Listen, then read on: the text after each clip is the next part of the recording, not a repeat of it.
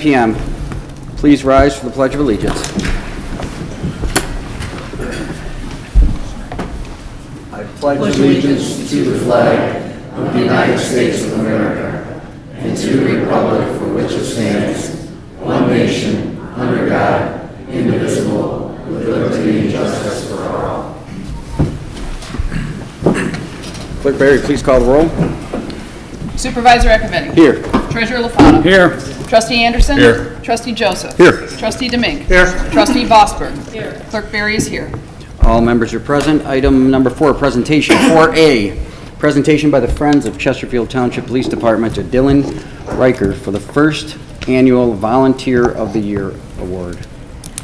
Trustee Joseph. Thank you, Mr. Supervisor. We're going to start off, if it's okay, with a brief presentation. We have the video, and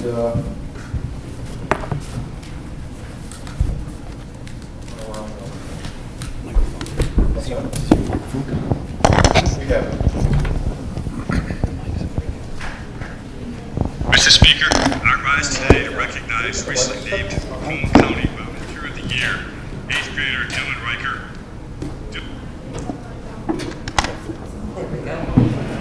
So what we have, if I could just introduce what you have here tonight, is the first ever Friends of Chesterfield Police Volunteer of the Year Award, and our recipient is a very honored guy, and he was recently acknowledged on the floor of the United States House of Representatives by 10th Congressional District Congressman Paul Mitchell, and this is a video from Congressman Mitchell's floor comments in May of this year.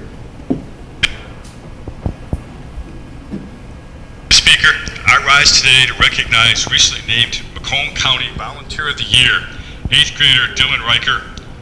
Dylan, age 14, volunteers at the Village of East Harbor Senior Living Facility, at Francis A. Higgins Elementary School, at the Ann May Birdie Elementary Childhood Education Center, as well as Selfridge International Guard Base and the Roseville Community Schools. However, what's also impressive in addition to Dylan's giving spirit is his perseverance. You see, Dylan was born with neurofibrosis, a condition which causes tumors to form in his brain, spinal cord, and nerves. Dylan was also diagnosed with brain cancer and has been undergoing chemotherapy for the past 4 years. None of this deters a straight-A student as he helps people across the 10th Congressional District.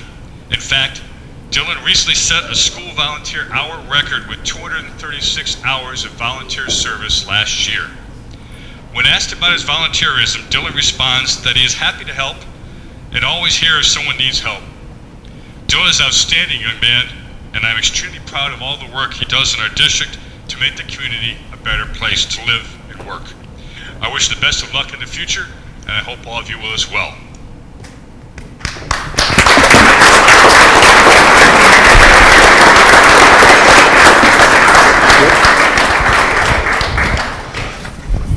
Fellow board members, if I could just tell you a little bit more about Dylan. We have a big contingent of our Friends of Chesterfield Police here, and that's because Dylan was with us from the beginning. When we started our organization in 2015, Dylan was out with our group selling t-shirts and volunteering at the snow cone station, and he's been my buddy for many years. Some of you may also know that Dylan is the youngest sworn officer in Chesterfield police history. 4 years ago, the chief swore Dylan in, and he did a full shift with Officer Lentini. He assisted in a larceny arrest. I believe Dylan was operating the radio and the fingerprinting machine, and there was a rather ugly larceny in our township. Dylan was with Officer Lentini, and they pulled over the suspect. Dylan actually found the stolen merchandise during inspection of the vehicle, as he was trained to do, and he offered up a little bit of advice to the suspect, telling her that just because you're cute doesn't mean you can get away with breaking the law. And that was really good advice. Dylan's been around our police department and our Friends of Chesterfield Police for many years. As Congressman Mitchell acknowledged, Dylan broke his middle school record for community service hours despite the physical challenges that he has. And he has vowed to break the high school record as well. I can tell you, having spent some time with him already this summer, he's already begun to compile community service hours. We were together out at Selfridge last month, and Dylan is very, very serious about breaking that record. So don't be surprised if you see Dylan out working somewhere in our township.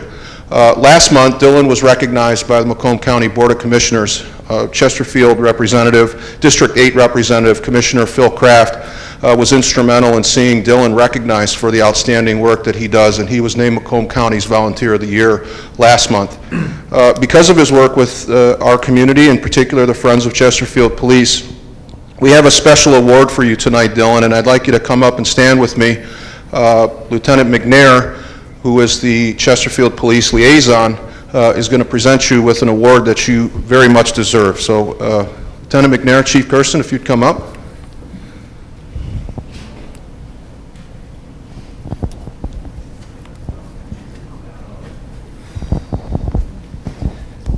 Dylan, we want to express our appreciation for everything that you've done. You've been a fine officer and a fine representative of our community. So with that being said, Lieutenant McNair is going to offer you a token of our appreciation. You gotta turn it around. Yeah, you got a hold of that one, Dylan? Yeah. And along with it, let's spin it one more time. Along with that, got it? Yeah. Along with that, we're going to present you with an American flag that flew over the police station since our open house. So with that being said, I'm going to introduce to you our honor guard, and they're going to take the honor of presenting you with our American flag.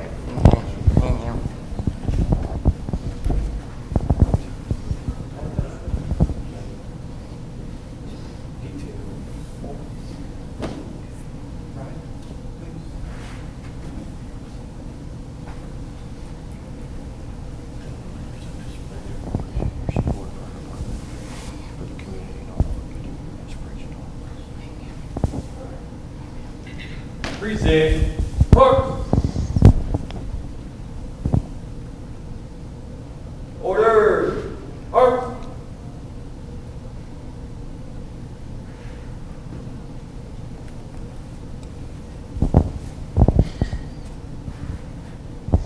Once again, Dylan, we appreciate everything you've done for the community and your dedication.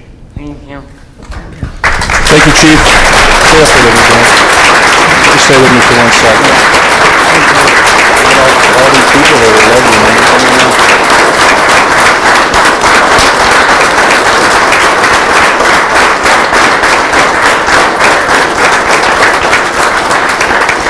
Thank you, Chief.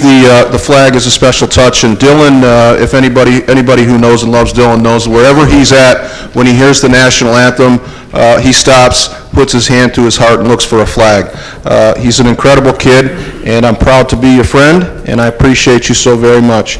Also, I want you to know, Dylan, this Friends of Chesterfield Police Award is called the Dylan Rheker Volunteer of the Year Award. So every year, when the Friends of Chesterfield Police honor one of their volunteers, they will get an award with your name on it, because you represent community, and we're very, very proud of you. Thank you. Thank you.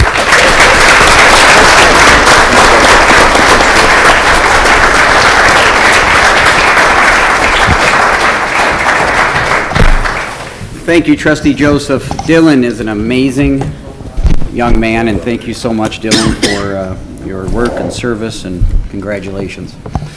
4B, Public Safety Department to present new patrol officer candidate Jason Kline for the oath of office. Director Kersten.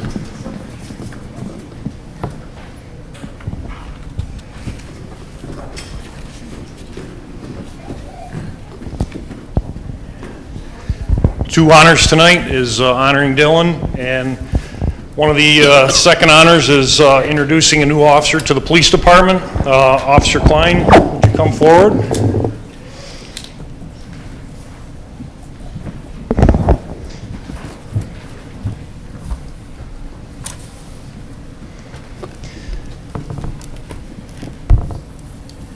The clerk's going to administer the oath of office to you.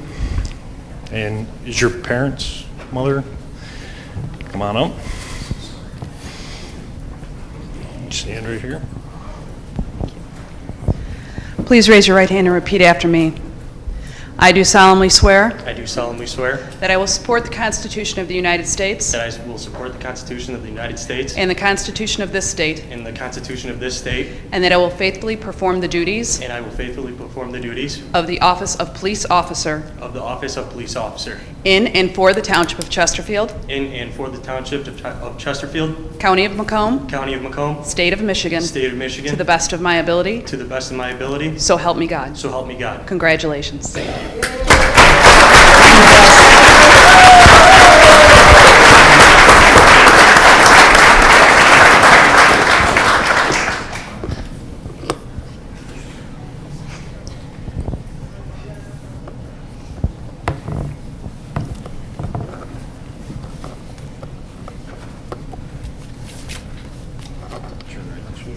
Officer Kline, can you please sign this form? Just sign right there. Yes. No, you gotta stand up here for the whole meeting. Officer Kline comes from a long history of law enforcement members. There's some family members that come from Clinton Township, and he's a great addition to our staff. So with that, welcome aboard. Thank you.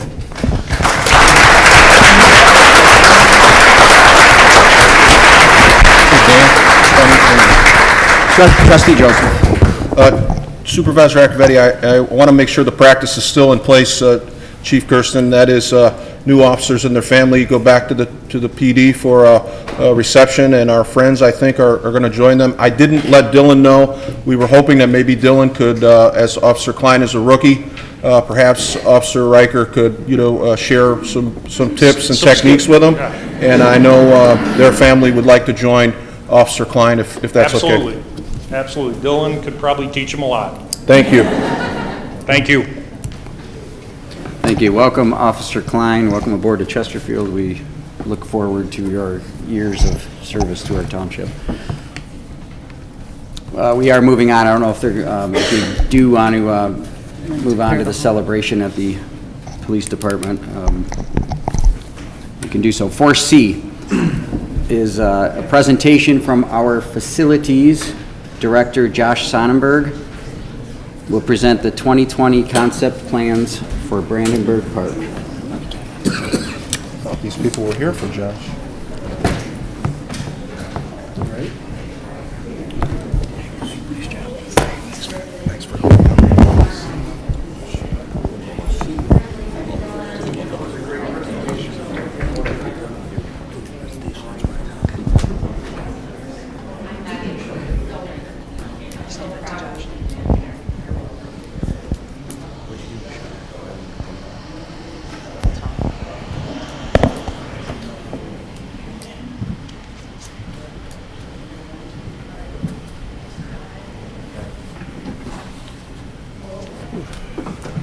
Director Sonnenberg, you got a little ways to go to fill the room like Dylan did.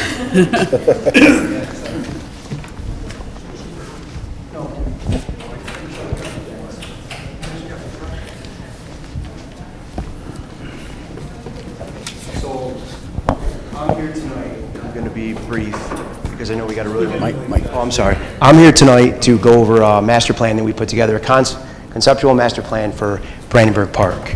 So I'm going to try to be brief because I know we got a really big meeting and it's tough to follow a crowd like that, so I'm going to be quick. But first I wanted to start off by talking about, before I get into the Brandenburg master plan, I wanted to quickly go over, we have a bridge over on Sugar Bush. I'm sure some of you have seen it. It's just a pedestrian bridge, and just so to make people aware, at this time we did just a inspection of the bridge, and we found that some of the steel inside the bridge is rotted. So what we're doing is we took the bridge out of service until we have time to make the proper repairs. So that's some of the pictures you'll see here.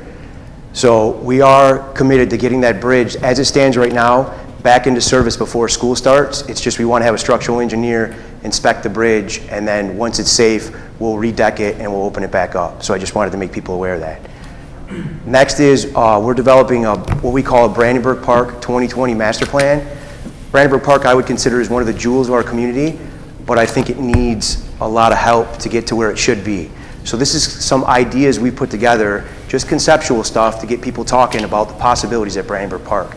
So I'm kind of going to work through those.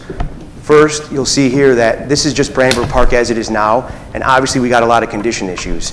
That's the boards on the pier, those are some fences we have over by the main pavilion. But what we did is we did kind of a study, and we went area by area and showed the areas that got the most usage.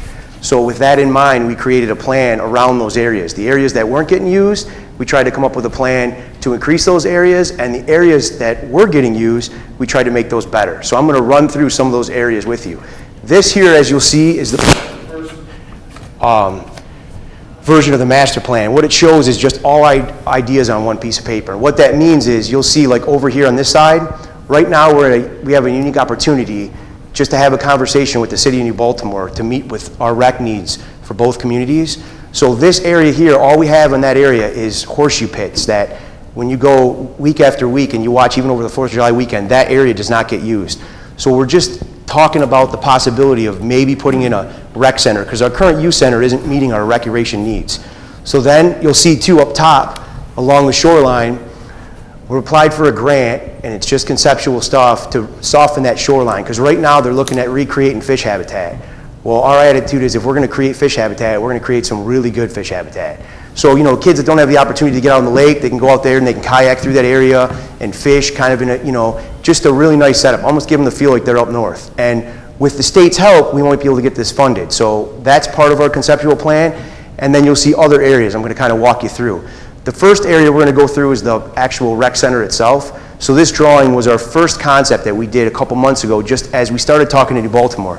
Now, we didn't share any of these drawings yet. That was hopefully one of my goals today, was to be able to present these drawings and then share them with New Baltimore and get some feedback from the citizens. So this first drawing you'll see, we'll kind of zoom in and kind of spin the building. It was just a drawing I put together with a couple ideas. And what I mean by that is, if we could move the rec center over to, or the youth center from Sugar Bush over to that property, we could find a lot more uses for it. And one of the thoughts was, if we put a amphitheater on the back side of it and we had concerts in the park, it would be kind of cool. Maybe get boats pull up by the water, and with shared space with New Baltimore, we could kayak back and forth from their parks. So that was the first concept. Well, then New Baltimore went through and they did a recreational survey, and on that survey, they come up with multiple things, and some of the things they were looking for, their residents, was an indoor walking track and some additional space. So this was the second rendering that I made to just kind of start talking to New Baltimore about our options. And you'll see in this rendering, what it does for our group is upstairs, it would give us a mezzanine to do like yoga classes, also for our camp kids. Camp is a big draw for our rec program. It's just at our current facility, we're limited to only 50-some kids because of the size. This here, we could get more kids, and I think we get more rentals and do a lot more programming. And like I said, it's all conceptual. This next plan is what we submitted for our shoreline grant to the state. So this is exactly what was submitted. What it shows is, in the two pictures, it shows where, if you've been out there, you know the seawall is failing. It's actually dangerous. So it's a perfect opportunity to soften the shoreline. So what we submitted was drawings like this to show what our plan would be conceptually. And now we're going to work with the state and see if we can get some funding to just kind of keep this momentum and see what we can do. It might look totally different at the end, but it's a starting point, just to get people talking about it and see what we can come up with. Our goal would be, if you went out there and went fishing, it would feel natural, safe, and you could go out there and walk on big, large rocks, get to the shoreline. We're not really talking beach right now, but we are talking about good fishing habitat and a natural shoreline that people would enjoy sitting by.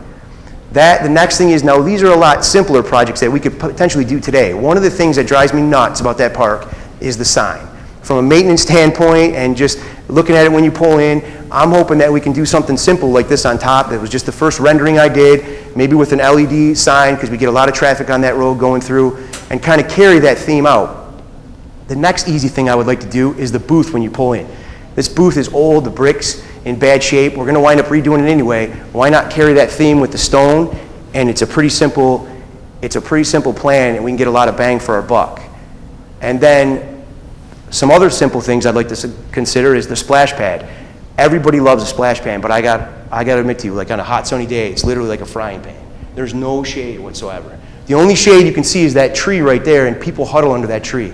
So what I would propose is we could incorporate some shade features. And what I mean by that is, if you'll look here, just some real simple sunshades. They look nice, they serve a great purpose, give some of the residents some shade. And how I would go about doing that is just with some pillars with that same stone and some pillars just to kind of fill in that area. It's just like I said, it's just a start. So, sorry, my drawings are kind of shaky. My computer can only take so much. I would have made them a lot nicer. So, so like I said, that's conceptual. And I've kind of reached out to some people, some local businesses, and you know, we could, on the inside of those sunshades, you could easily put shade provided by, you know, certain companies, and maybe we could get someone to sponsor some of that. So those are other things we can do. The next thing is, this is just an example of a kind of a crazy idea. I'm sure that nobody's been to Brandenburg Park and looks at that fenced area and goes, man, I go there every year to see that. That's something else I'd like to get rid of. So what I'm proposing is something simple, like maybe a container with a vendor in it that sells ice cream or something. Something unique that would be cool, that, you know, would be kind of trendy, something simple, but a little bit of shade, maybe a couple tables out there.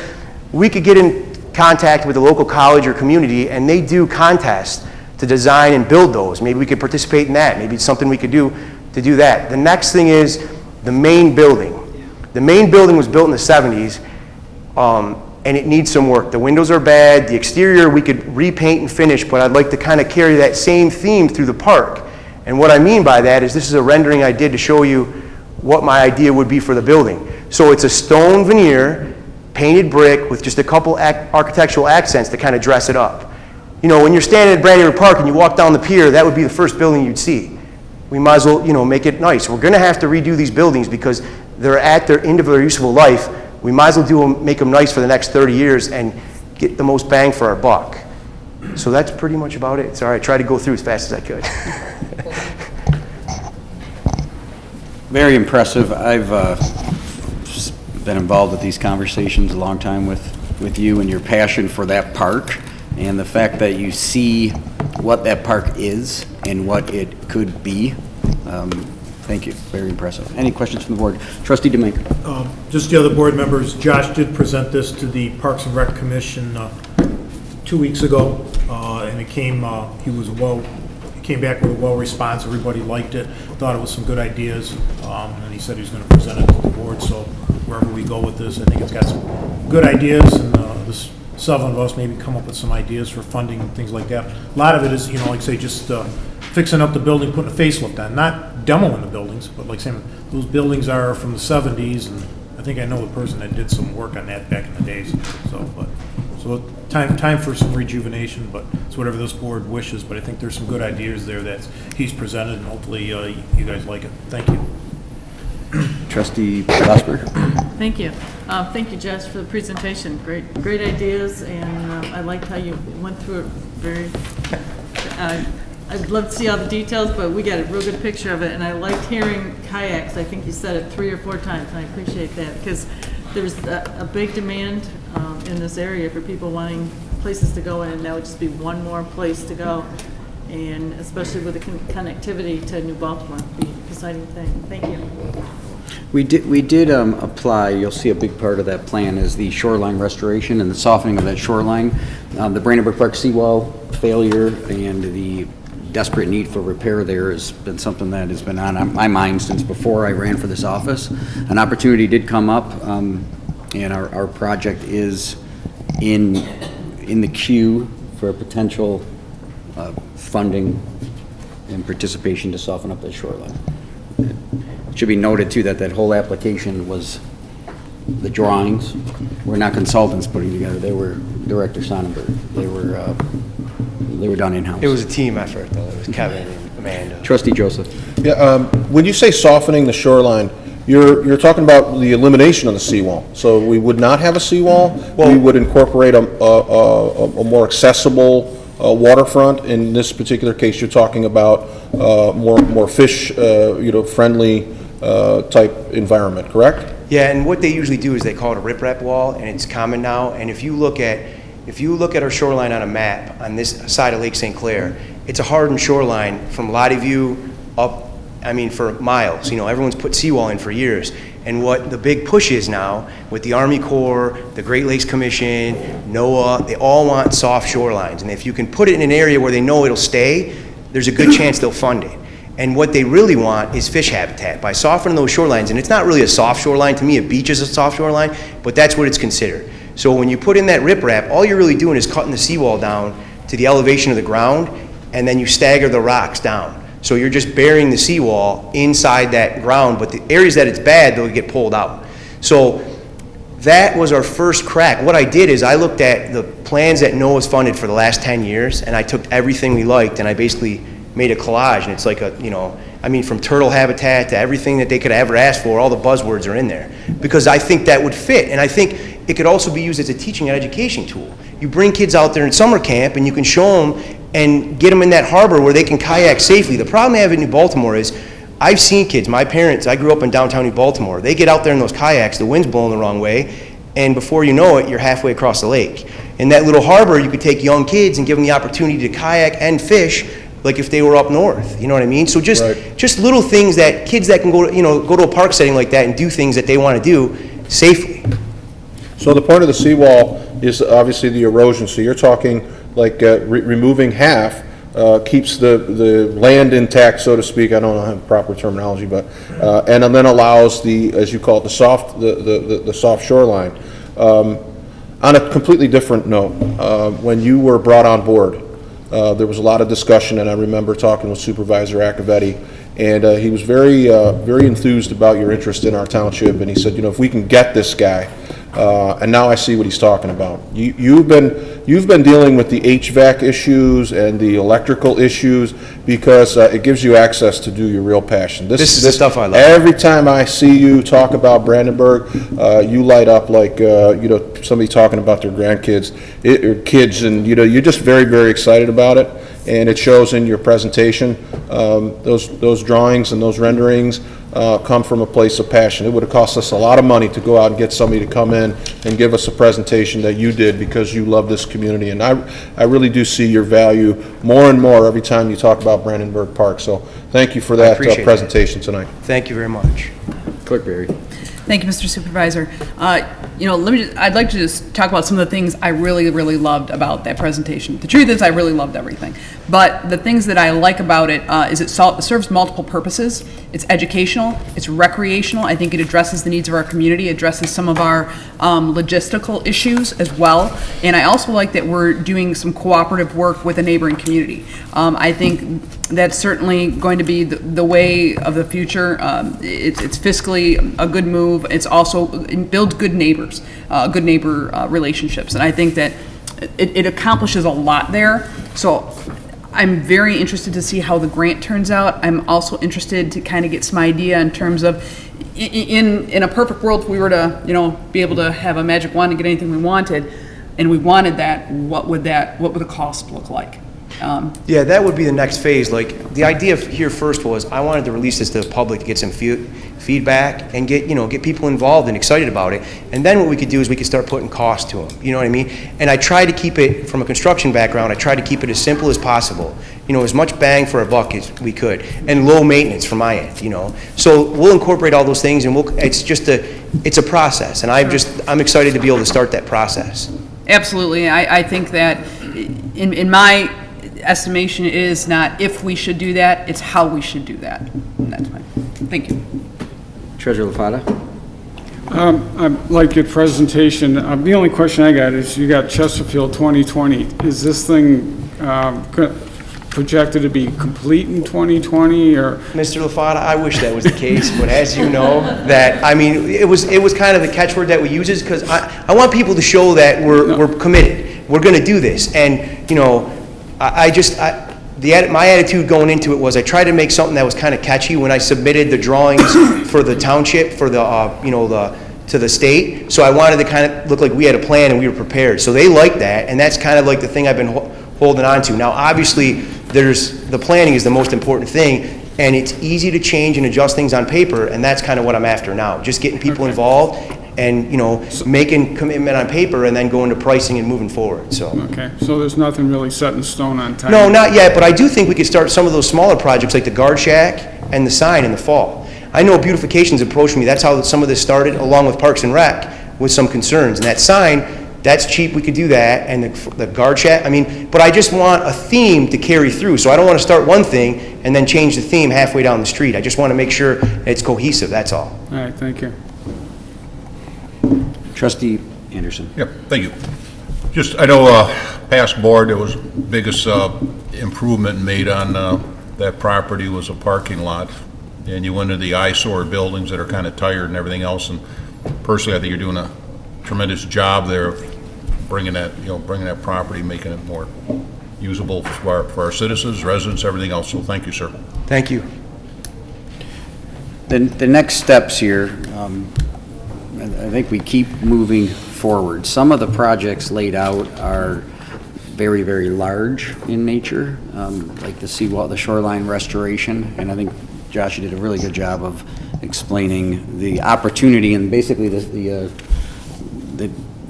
a push to soften shorelines. There's not a whole lot of 700-foot stretches of Lake St. Clair that can be softened, meaning not seawall related, and the federal government, state of Michigan, and the environmental impacts of that are potential funding. So why hasn't the seawall been fixed in the 18 months since this board's taken place is where we've been waiting for this opportunity. So that one is going to take a little bit of time because there's other factors in.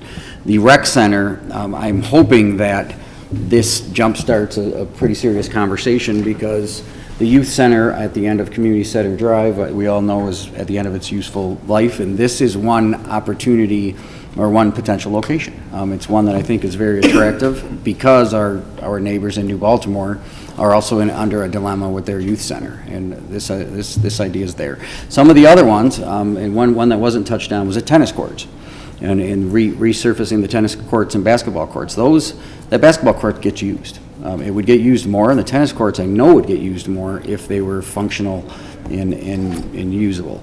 So some of these projects I would expect to, I'm going to be asking for costs and phasing and to keep moving forward, whether it be with the tennis court piece of it, the sunshade piece of it, maybe the building pieces come as one, like the shack and the sign and the pavilion. But all of these I'd like to keep moving forward, and if there's any input or direction, and they'll all be, almost all of them are going to have to come back to the board because they will be over the threshold that requires. Trustee Joseph. Yeah, I think Trustee Demink is on the right track. Parks and Rec leading this with Mr. Sonnenberg, and then we also have another obvious, and that is we have a resident that's invested more money as an individual than we have collectively, as a board. Mr. Weber's contribution to that property was a real investment in his community, and certainly we should, support that and, sort of match in kind with, shade. Come on, we can do some of these things. You're absolutely right. We can do some of these things right away. They will take, they're going to exceed the allotment for the Parks and Rec, but I think the support is there. It's clearly time, and the residents deserve, the jewel. It is the jewel of our township. You're right, and so I think we have an obligation to at least match it with what one citizen has done. So I think it's right, and kayaks are high on Trustee Vosberg's list. So. Thank you. Any further follow-ups? Thank you, Director Sonnenberg. Thank you very much. 4D, Clerk Berry presenting changes relative to the upcoming primary election. Thank you, Mr. Supervisor. I'll go and grab that.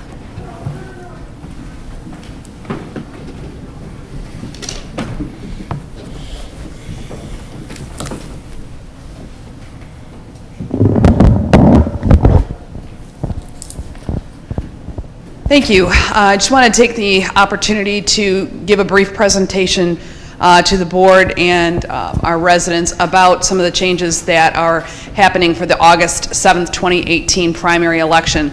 There are a couple of things that we are going to see on the ballot that we've never seen before, and we also have some new equipment that not everyone is familiar with. So I wanted to take the opportunity just to go over those things with you because I know there are going to be questions, and the more that we can educate, the better off we will be. So the state primary election is Tuesday, August the 7th. Some important dates: the close of registration was today, so in order to vote in the August 7th, 2018 primary, you would need to have registered by today. You may request an absentee ballot to be mailed to you by Saturday, August 4th at 2 p.m. The last day to request a late or emergency absentee ballot is actually on Election Day at 4 p.m. And people ask what a late or emergency absentee ballot is. Late is considered any absentee ballot that is requested after 2 o'clock on Saturday, August the 4th. An emergency ballot is a ballot that can be delivered to the home of someone who is ill or has some other emergency situation.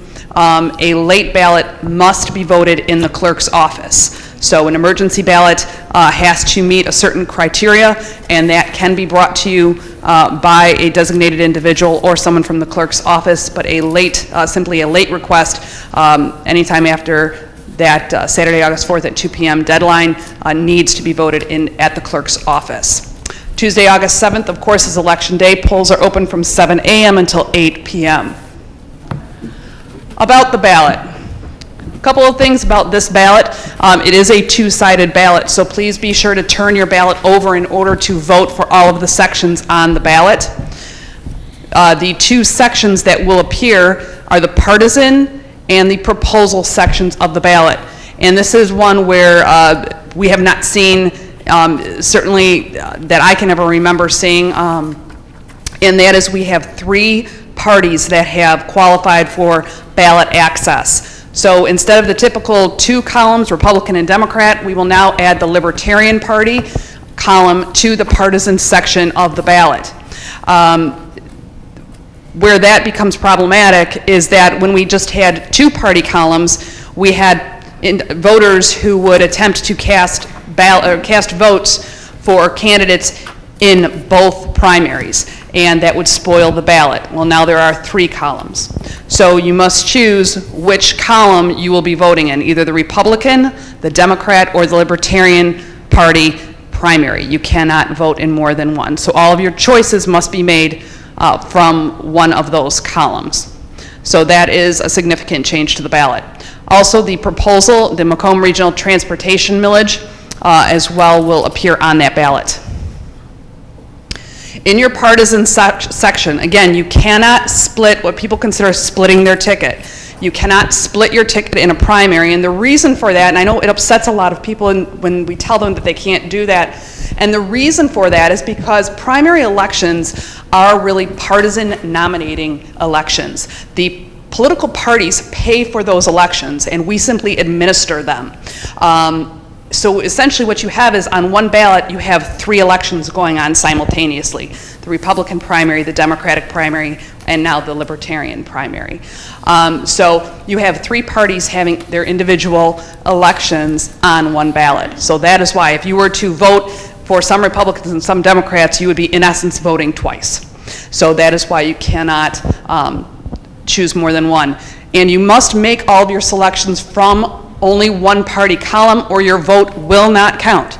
That is the other thing that a lot of people don't realize, is that it will actually nullify your votes for that entire section of the ballot. So even if you simply were to cross over, and you can do that in November, but if you were simply to cross over in one race and vote for a candidate in a different party, it actually nullifies your vote for the entire section. So we want to make sure that everyone's vote counts. So in order to do that, all selections must be made only from one party. Also, you will see on your ballot, which is unique, not unique where we've never seen it before, but it is unique from 2 years ago.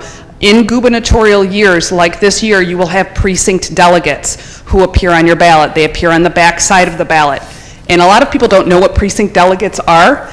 Precinct delegates are local party, political party representatives who will vote at the county, state, and national party conventions. So we get a lot of questions in terms of what are these precinct delegates anyway? And that's what they are. They are individuals who are running in order to represent their respective parties and vote at their national conventions, state conventions, and county conventions. So for example, you will see on your ballot this year that you have the governor at the top of the ballot, and then it goes to senator. And you're saying, well, where is the lieutenant governor, the secretary of state, and the attorney general?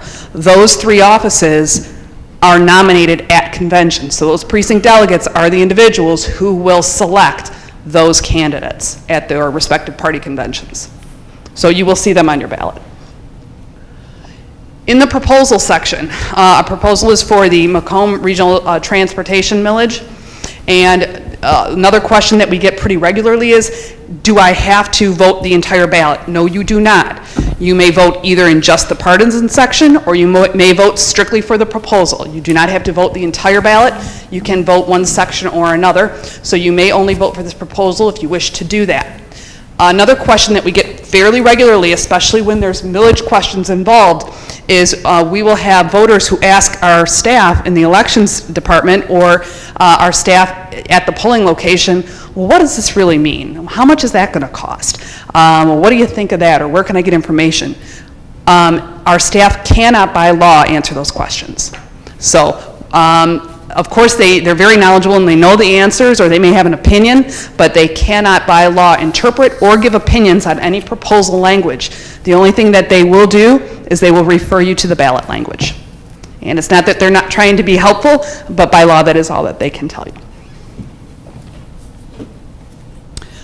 Spoiled ballots. A lot of people don't realize that if you believe, or if they believe they have made a mistake on their ballot, for example, they don't realize, oh, you know what, I actually did go and vote for a candidate in multiple parties or multiple candidates in different parties. If you believe you've made a mistake, or if you simply change your mind and you said, you know what, I had voted for that individual, or I had voted that way, and now new information has come to me, and I really wish I could have changed my vote.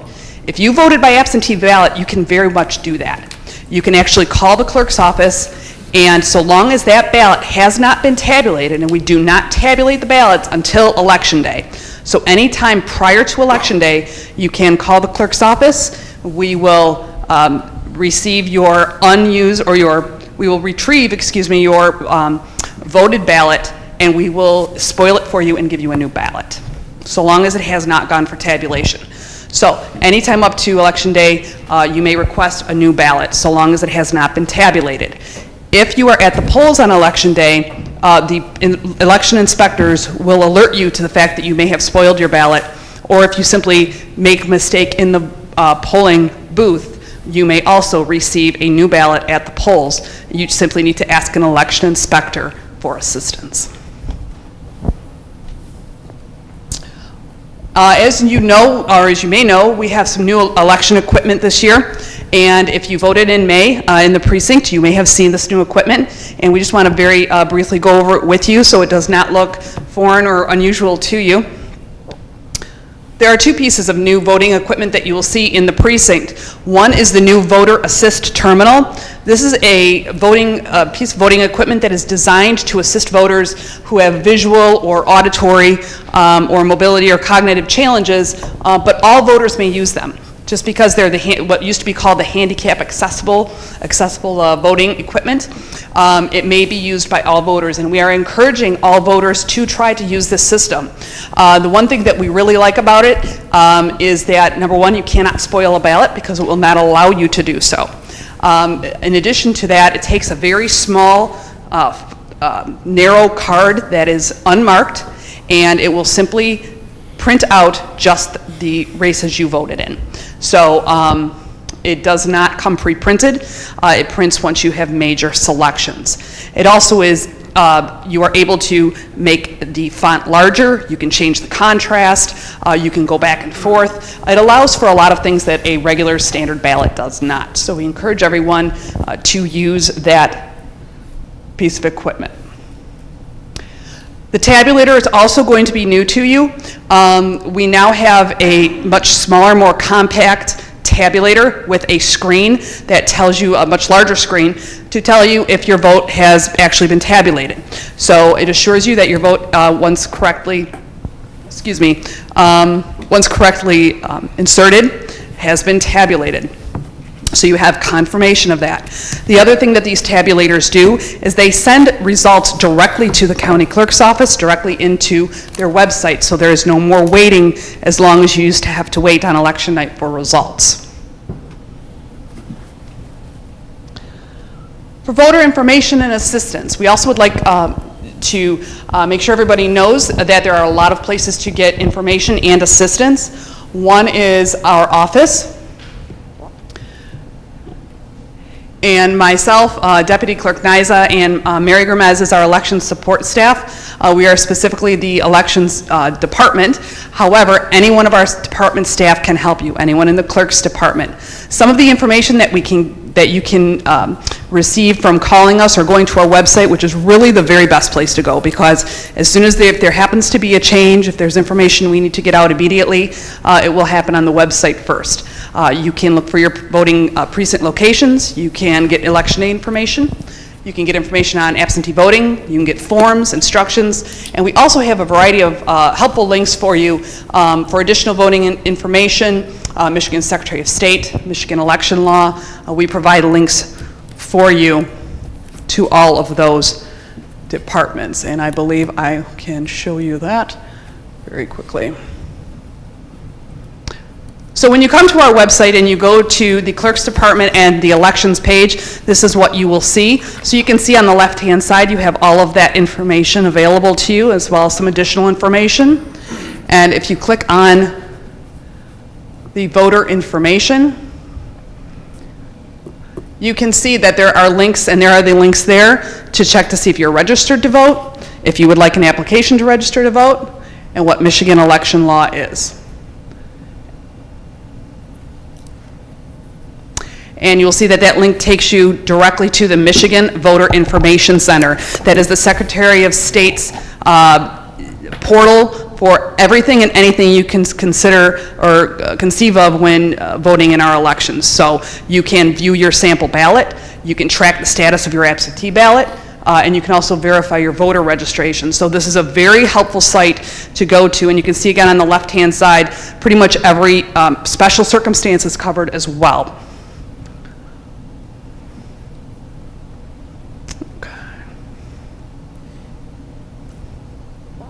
And then that is just the information for the Michigan Bureau of Elections, which we just showed you. Ruth Johnson, obviously our Secretary of State, and again, the Michigan Voter Information Center, that is the direct website there as well.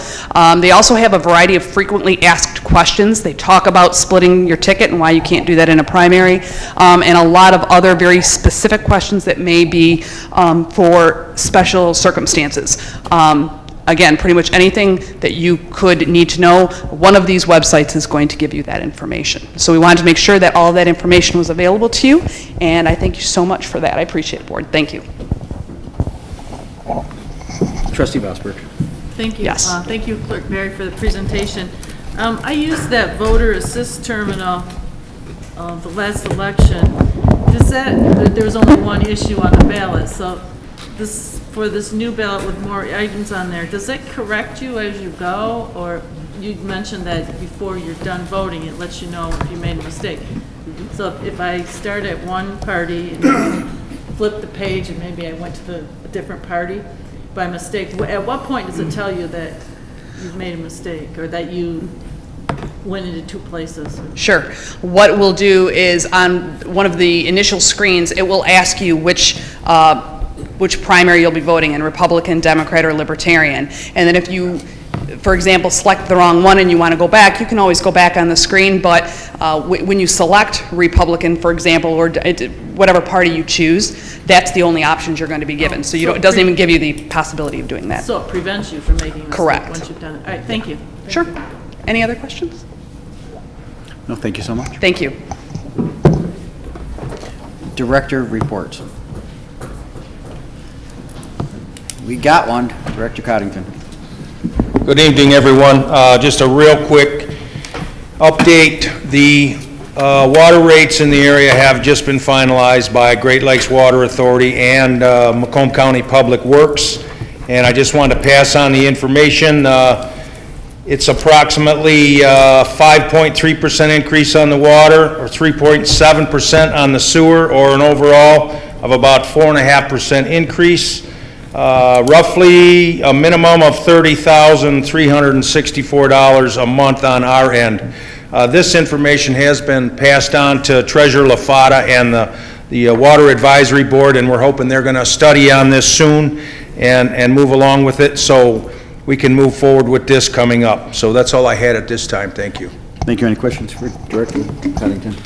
Just quick, the past practice has been to, I know going back to my days on the Water Advisory Board,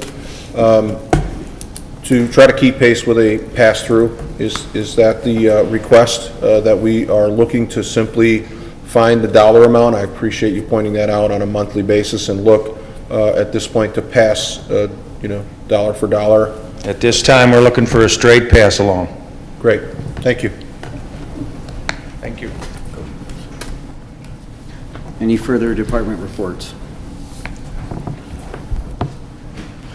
Item 6 is the consent agenda. All items under the consent agenda are considered routine by the board and will be enacted in one motion. There's no discussion of these items. If discussion of any item is required by a board member, it will be removed from the consent agenda and considered separately. Public comments are permitted on the consent agenda. Today's consent agenda includes approval of the minutes of the regular board meeting of June 18th, 2018, approval of the agenda, and approval of the bills, of the payment of bills as submitted by the Finance Department. Mr. Supervisor, I'd like to make a motion to approve the consent agenda with the following changes. The removal of item 7A from the regular agenda, as well as 7M, like Michael, and item 11, closed session. Motion by Clerk Berry. Support. Support by Trustee Joseph to approve the consent agenda with the removal of item 7A, 7M, and item 11 from the agenda. Discussion from the public. Clerk Berry, please call the roll. Clerk Berry, aye. Trustee Joseph. Aye. Trustee Anderson. Aye. Trustee Demink. Aye. Trustee Vosberg. Aye. Treasurer LaFata. Aye. Supervisor Acciavatti. Aye. The consent agenda is adopted. 7B, approve the recommendation by the Supervisor's Office to reappoint Vikki Gray to the Parks and Recreation Commission with a term to expire June 2021. So moved. Motion by Trustee Demink. Support. Support by Trustee Anderson. Oh, Vosberg.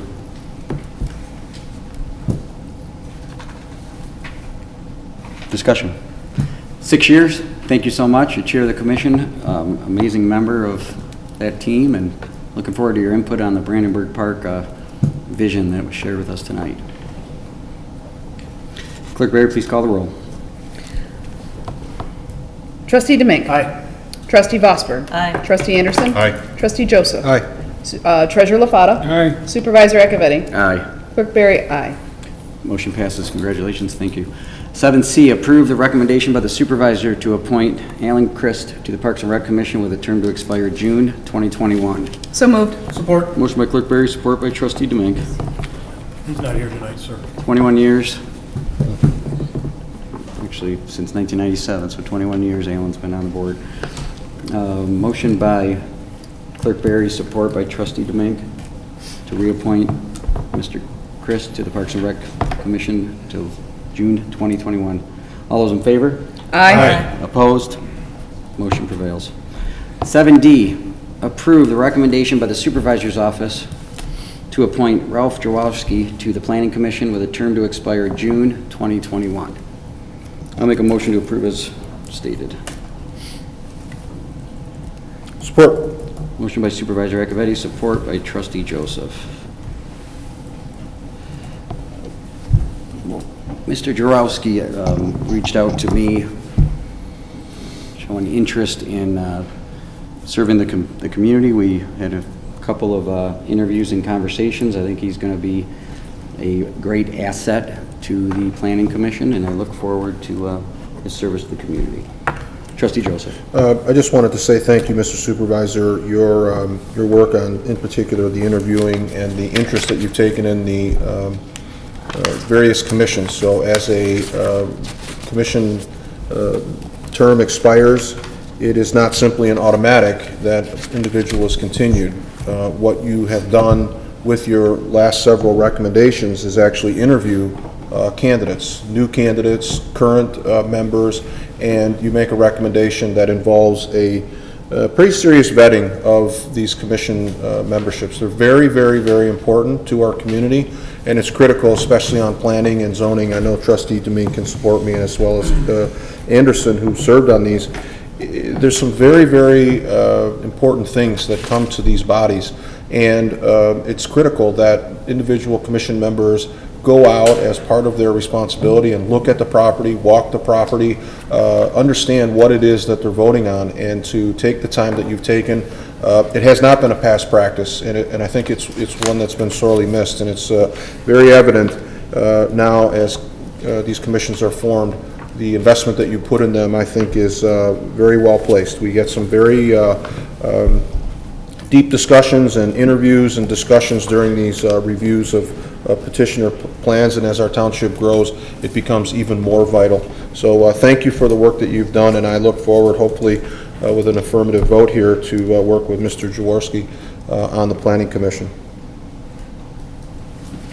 Thank you. Motion by Supervisor Acciavatti, support by Trustee Joseph, to approve the recommendation by the Supervisor's Office to appoint Ralph Jaworowski to the Planning Commission with a term to expire June 2021. Clerk Berry, please call the roll. Supervisor Acciavatti. Aye. Trustee Joseph. Aye. Trustee Anderson. Aye. Trustee Domingue. Aye. Trustee Vosberg. Aye. Treasurer LaFata. Aye. Clerk Berry, aye. Motion passes, and welcome aboard, Ralph. 7E, approve a conditional offer of employment to Steve Duchane for the position of Human Resources Director. Good evening. Hold on one second. I'll make a motion to approve as stated. Support. So, motion by Supervisor Acciavatti, support by Trustee Domingue. Hi. Ms. Berg. I'm just here to present Steve Duchane. He's in the back right there with the blue tie. Both Michelle and myself from the Human Resources Department are here tonight on behalf of that. We had 13 candidates who applied in total. We did 5 phone pre-screening interviews and then 2 in-person interviews, and Mr. Duchane came out on top. So with that, I would just like to present it to you for your recommendation. Thank you. We did have the unfortunate loss of our Human Resources Director, Mr. Herpich, but I think the opportunity, we had a tremendous pool of candidates. There's a lot of talent out there, and the team, with myself, Clerk Berry, and Treasurer LaFata, along with Megan, our HR manager, interviewed, and Mr. Duchane came with a very impressive wealth of knowledge, a lifetime of knowledge, frankly, in the public sector, and I was very impressed with what he brings to the table. And I think he's going to be a tremendous asset in that role. Questions from the board?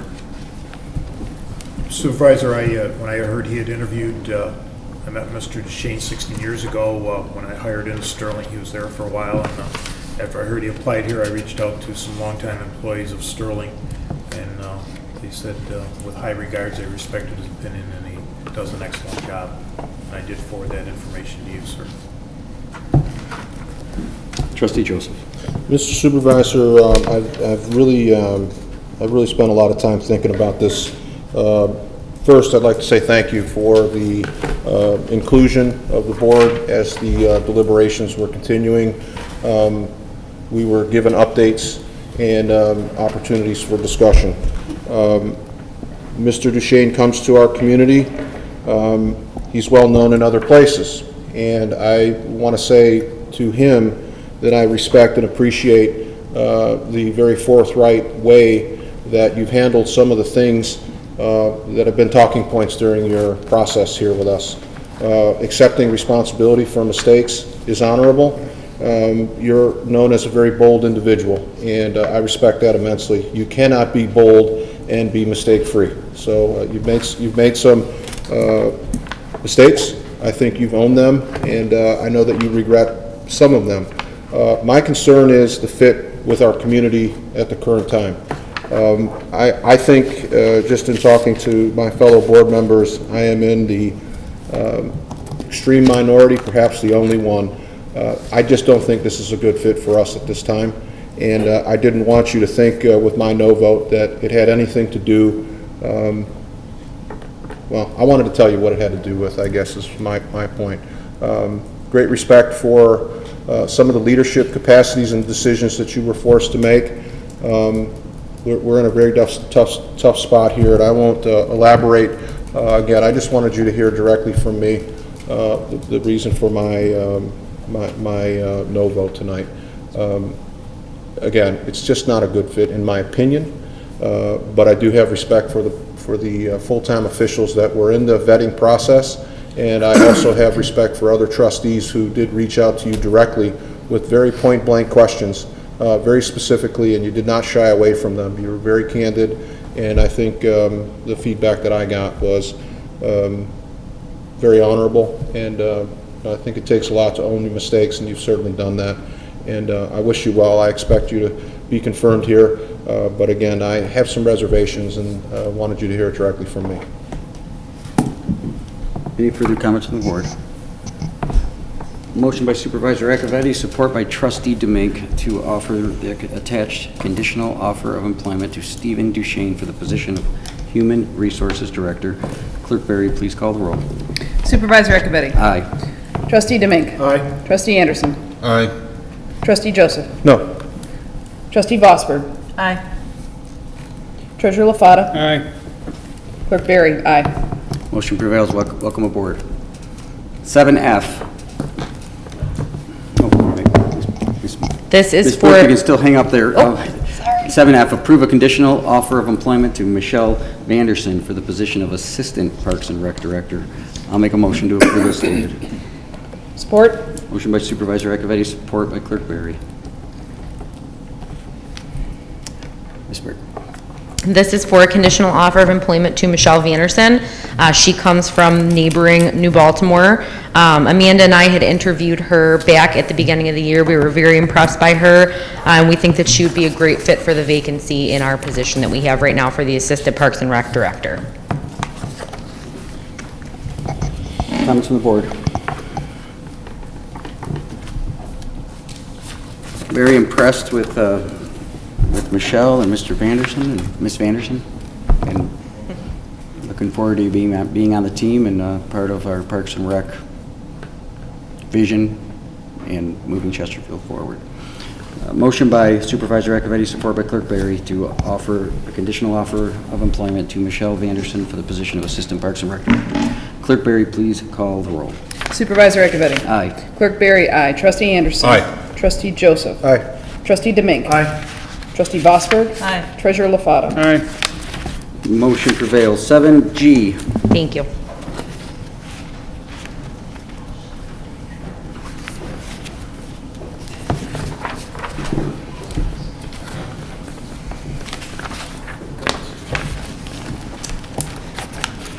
Approve a request by Public Works to approve the water service contract between Great Lakes Water Authority and the Charter Township of Chesterfield. Do I have a motion? Support. I'll make a motion by, I'll make the motion. Motion by Supervisor Acciavatti, support by Treasurer LaFata. Director Coddington. Good evening again. So this is we are under contract with Great Lakes Water Authority. We're into like our 5th year of a 30-year contract. This is common. This is going to be every 4 years going forth. So they asked that our board recognize this and signs it, and we agree to stay under contract with Great Lakes for the remainder of the contract. Any questions? Questions from the board? The understanding is we're still liable for the previous contract for 20 years. Does this one extend that? I don't think so. Okay. That's a good answer. Pardon? Any further comments from the board? Motion by Supervisor Acciavatti, support by Treasurer LaFata to approve the request by Public Works to approve the water service contract between Great Lakes Water Authority and the Charter Township of Chesterfield. Clerk Berry, please call the roll. Supervisor Acciavatti. Aye. Treasurer LaFata. Aye. Trustee Anderson. Aye. Trustee Joseph. Aye. Trustee Demink. Aye. Trustee Vosberg. Aye. Clerk Berry. Aye. Motion prevails. 7H, approve a request by Public Works to purchase meters and meter components from Ferguson Waterworks at a total cost of $21,329.25. So moved. Motion by Trustee Demink. Support. Support by Trustee Vosberg. Discussion. Motion by trustee Domingue, support by trustee Vosberg. Clerk Berry, please call the roll. Trustee Domingue. Aye. Trustee Vosberg. Aye. Trustee Anderson. Aye. Trustee Joseph. Aye. Treasurer Lafata. Aye. Supervisor Acciavatti. Aye. Clerk Berry, aye. Motion prevails. Thank you. 7I, approve a request by Public Works to replace the existing failed Miller Court sanitary sewer lift station, coordinating with AEW on the design, bid, and award of the project. Preliminary estimated cost of $434,240. I'll make a motion to approve as stated. Support. Motion by Supervisor Acciavatti, support by trustee Joseph. Director Coddington. Okay, we spoke on this a little previously, but we're still in dire straits on that station, so we're asking the board to help us move forward with this and get the design started. And also, I wanted to reiterate that we did have this budgeted in this year's budget to get rebuilt anyway. It just failed on us sooner than we got the design part of it done. So while that number seems like a big number, we're hoping it's going to come in considerably less than that once we get it designed and it goes out for bid. So we are watching this station closely with the one single pump that we have in there, and we'd like to keep moving forward and get this process going to get the new one designed and built. Discussion from the board. So this, and this is our last old station we have left, correct, JR? Yes, it is. Okay, thank you. Treasurer Lafata. I met with JR and Mitch a couple times on this project. Evidently, this is an emergency because we're running on a pump that was pulled out of the barn somewhere. Also, they provided a timeline in Microsoft project because it's necessary for this project to get done before freeze, because we're going to be bypassing sewage. And if we don't start the project soon, there's a chance of the waste freezing in the bypass lines and could cause a major issue and back up into the homes. That is true. So we are trying to use the expedited plan to keep it moving before the freeze. Right. Absolutely. And the cost of $434,000, from what I understand, isn't frozen because they're looking at some of the construction administration and construction observation to be done in-house so that we can save some of that billing. That is also correct. Thank you. Clerk Berry. Thank you, Mr. Supervisor. I see that we're on a truncated timetable, and I understand why that is. Do you anticipate that that is going to impact the overall cost because we're having to do it in a short period of time? No, I don't think the cost went up at all from doing this in an expedited time. I do not believe that's relevant at all. So you're going to end up falling right within what the budgeted amount was, what you anticipated? We're certainly hoping to be right there, if not lower. Great, thanks. Trustee Joseph. Yeah, I want you to know I supported this motion primarily because of the, well, one, we knew it was going. I mean, we knew that this was a project that needed to get done. We just don't get control over the timeline as much as we'd like, and I understand that. Right. My concern again, and I know we've been working to sort of broaden our rests with the engineering fees and the costs associated with engineering fees on this. Do you have a breakdown? Do we know what it costs to design this from an engineering standpoint? I think we have a preliminary estimate. Hello. There is a preliminary estimate included, and the estimated construction cost is $337,000, and the design fee is a percentage of that estimated construction cost. Once the bids are received, that award recommendation will come back to the Township Board, and then the AEW fee will be based on the awarded amount. So we'll be back in a couple of months with a recommendation for award to a contractor for the actual construction. So maybe it may be better for the treasurer. So if we're at a preliminary project cost of $434 based on the current rates, what would be the engineering fees associated with the project at $434, $240? Well, actually, the engineering fees are based on project cost, not on total project cost. It has administrative fees and engineering fees in it. But it's 7.15% of the 337,000.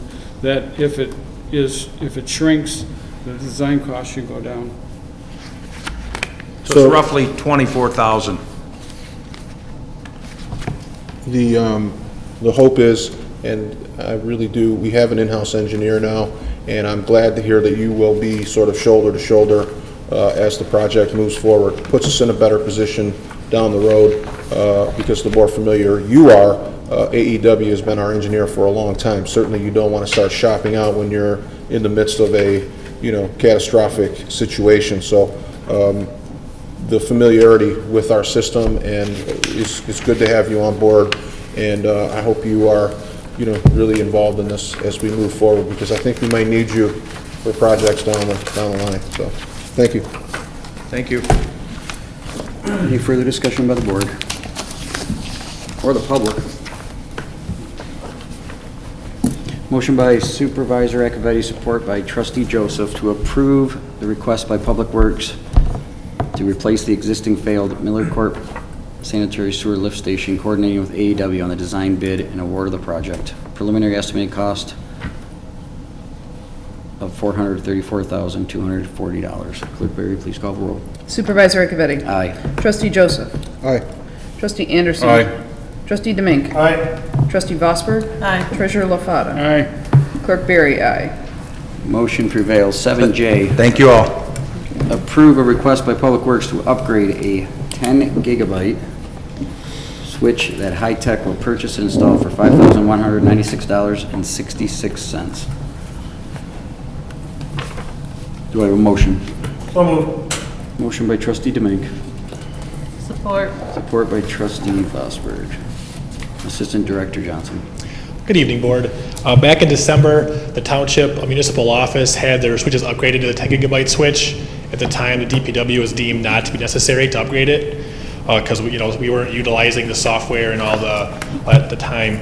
Because of our advancement in scanning and technology and all of our large files and blueprints that are now being scanned in, we need the faster switch to be able to access our files at a quicker pace than what they're at right now. So this switch is going to replace a 1 gigabyte switch we currently have. That switch is going to come to this building and offset one we're currently borrowing from High Tech. We're going to actually have one here. So basically we're getting one over here for no additional cost. Comments from the board? From the public? Motion by Trustee DeMink, support by Trustee Vosberg, to approve the request by Public Works to upgrade to a 10 gigabyte switch that High Tech will purchase and install for $5,196.67. Clerk Berry, please call the roll. Trustee DeMink. Aye. Trustee Vosberg. Aye. Trustee Anderson. Aye. Trustee Joseph. Aye. Treasurer LaFata. Aye. Supervisor Acciavatti. Aye. Item Clerk Berry. Aye. Item passes unanimously. Almost missed you. Apologize. That's okay. Item 7C, approve introduction and first publication of Ordinance 170, which amends the Chesterfield Township Fire Prevention Code. Do I have a motion? Motion to approve, motion to approve introduction and first publication of Ordinance 170, amending the Chesterfield Township Fire Prevention Code. Motion by Clerk Berry. Support. Support by Trustee DeMink. Director. This code, we recognized recently that this code was outdated. We worked with the Township Council, adopted the new code in its current form. It has been reviewed by Christine Anderson, the Township Attorney, and presented to you for approval, move to the next step to institute. We're all pretty versed on this. Motion by Clerk Berry, support by Trustee DeMink, to approve introduction and first publication of Ordinance 170, which amends the Charter Township of Chesterfield Fire Prevention Code. Clerk Berry, please call the roll. Clerk Berry, aye. Trustee DeMink. Aye. Trustee Anderson. Aye. Trustee Joseph. Aye. Trustee Vosberg. Aye. Treasurer LaFata. Aye. Supervisor Acciavatti. Aye.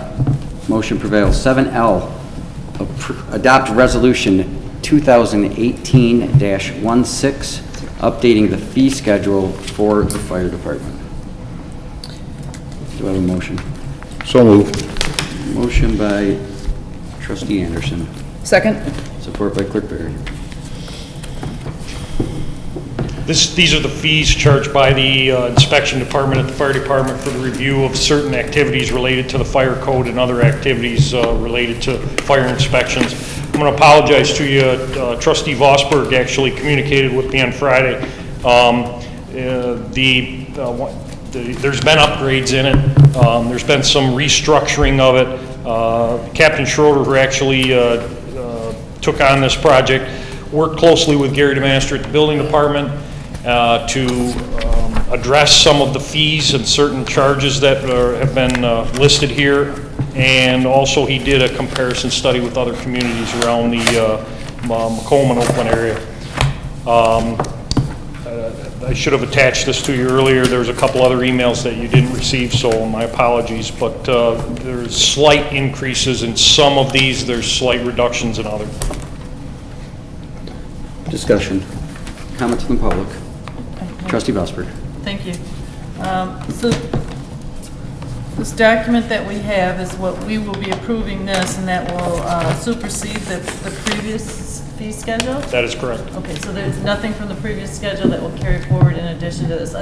Prices may have happened to stay the same or not. That is correct. Because I noticed they don't line up exactly. The fee schedule have changed. The fees have changed, and then some of the descriptions don't line up, but that doesn't matter because you've matched all those to the proper Correct. coding and everything. Correct. All right, thank you. And it's current with the current fire code. Yes, all right, thank you, Mr. Supervisor. And I apologize for that confusion.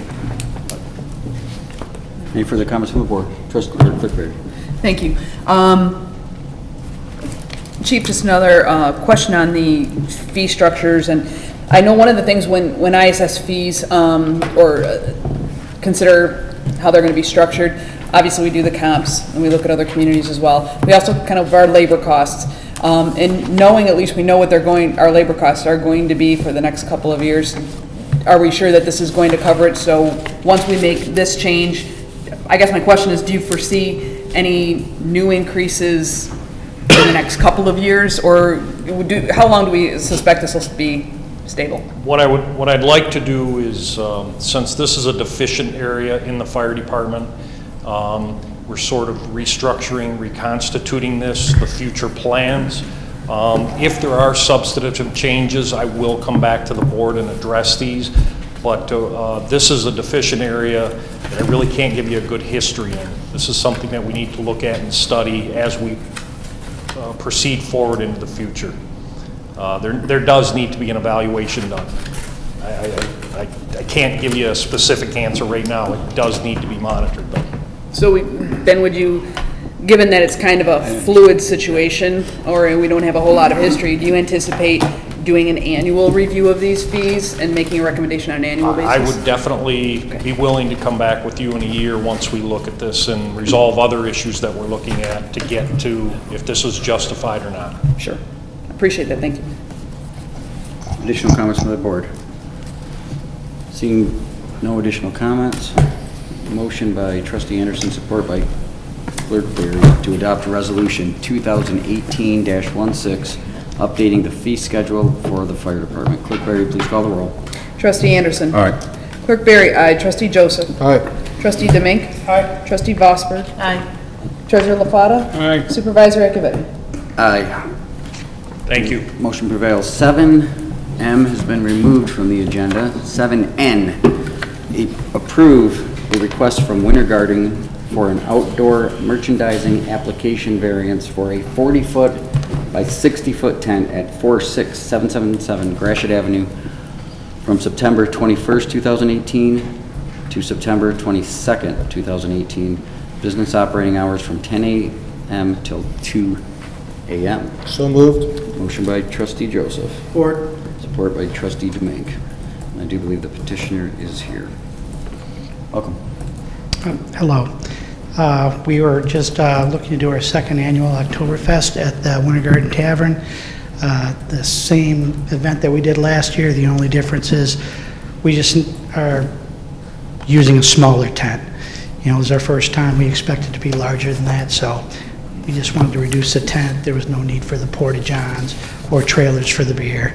The event last year went very well, but we're just going to scale it down a little bit and made a few changes on the inside of the building.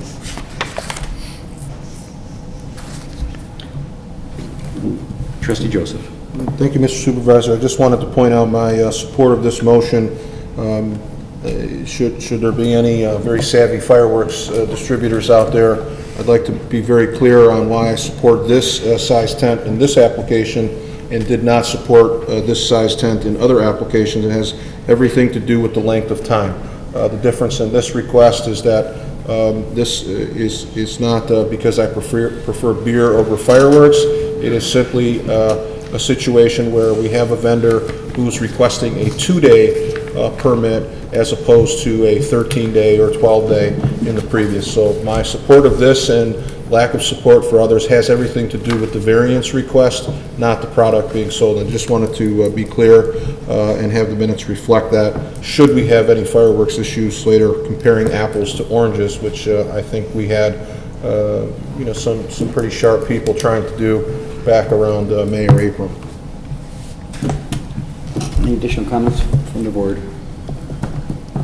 Motion by Trustee Joseph, support by Trustee Demink, to approve the request from Wintergarden for an outdoor merchandising application variance for a 40-foot by 60-foot tent at 46777 Gratiot Avenue from September 21st to September 22nd from 8 a.m. till 2 a.m. Clerk Berry, please call the roll. Trustee Joseph. Aye. Trustee Demink. Aye. Trustee Anderson. Aye. Trustee Vosper. Aye. Treasurer LaFatta. Aye. Supervisor Acciavatti. Aye. Clerk Berry, no. Motion carries. Thank you. 7O, discussion regarding the Detroit Diamond Jaxx use and history at 46000 Community Center Drive, also known as Chesterfield Township's Veterans Memorial Park. I'll make a motion to discuss the item only. Support. Motion by Supervisor Acciavatti, support by Trustee Anderson.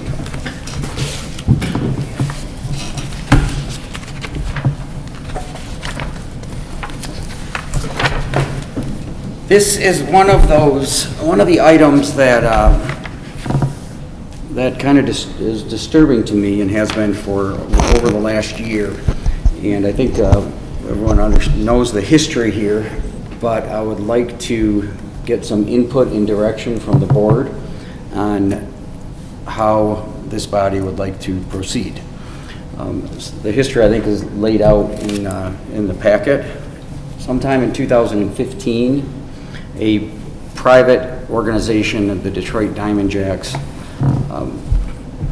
improved greatly the ball diamond on Community Center Drive at Veterans Park. In doing so,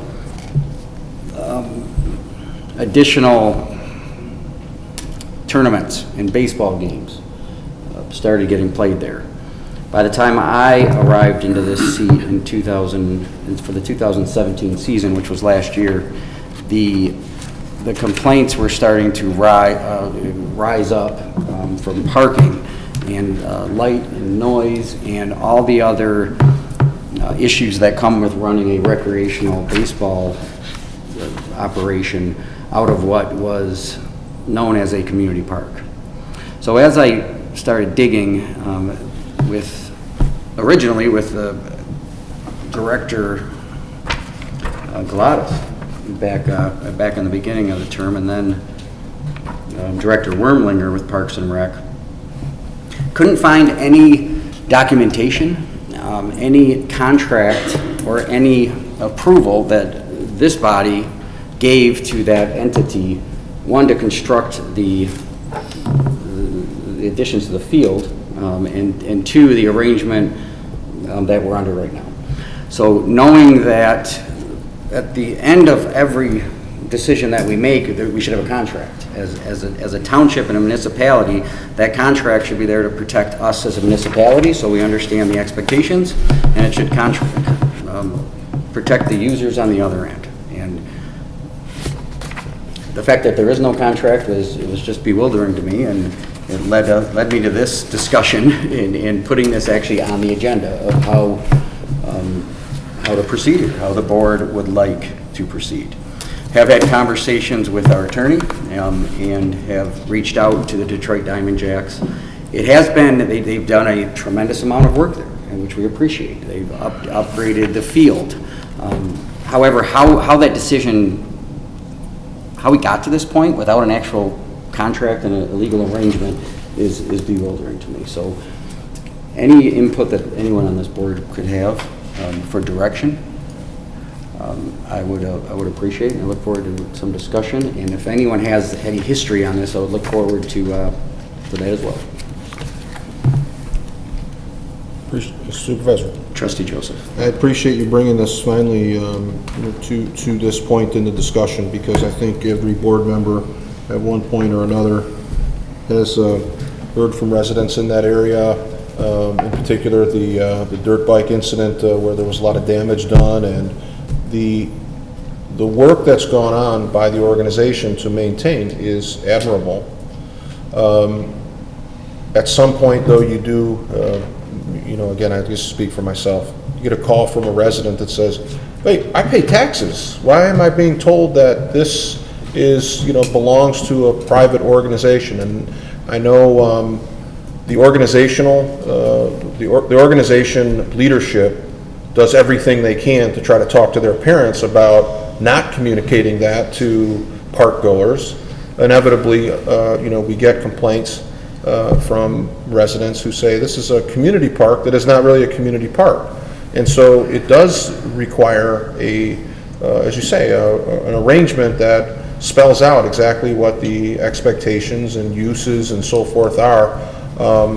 And if there's not a mechanism to sort of transfer ownership to Diamond Jaxx, then, you own it. We own it. We have an obligation to manage it, and manage it in a way that is consistent with all other township assets and parks in our portfolio. So it's a very tricky situation, and I think it's one that has been avoided for a long time. And it's very sticky, and it has a lot of potential problems, and people are very passionate about that. And I am glad that we have such interest, but it does need to be more properly managed. So I think it is time, and I'm encouraged by your decision to bring this and begin a discussion about how we effectively use this and manage this asset. Thank you. Trustee Anderson.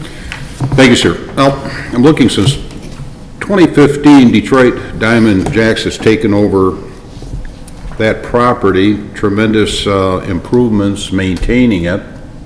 I think I'm reading this information here. As of this year, they have scheduled 213 games on that property between the spring and July. There are some other issues involved, but I often wonder, when I first got on this board, we got the Marine Memorial sitting behind the Township Hall here. It sat in disarray for several years until, Mr. Supervisor, you kind of got on it and cleaned that up in memory of the people that gave their lives for the country. Yeah, we got was it because there was a ball diamond? There's no reflection against that organization, but it's because it was a ball diamond over at Veterans Park that they couldn't put the monument there. I've often questioned that. And I think I'm kind of with other people here, and I look at this executive summary when I'm going to quote this. "I have been unable to locate any information regarding how a private organization was approved to construct, manage, and operate a commercial baseball operation on township property. Apparently, the Chesterfield Township Board of Trustees did not take any action regarding the capital improvements or input or a contract detailing the arrangement with the Detroit Diamond Jaxx. I believe the Detroit Diamond Jaxx, are very honorable, and they're doing a great job there. And the question I think I have, and we're all, is how did this start? Who gave this permission? Thank you." Mr. Supervisor, Trustee Duchane. This came up in Parks and Rec with Amanda at a couple of meetings. We know we've had a lot of problems with parking and the way the games were. She tried to spread them out. We have a resident here who I'm familiar with who lives on Community Center Drive. Kingsbury Community Center, they're old streets.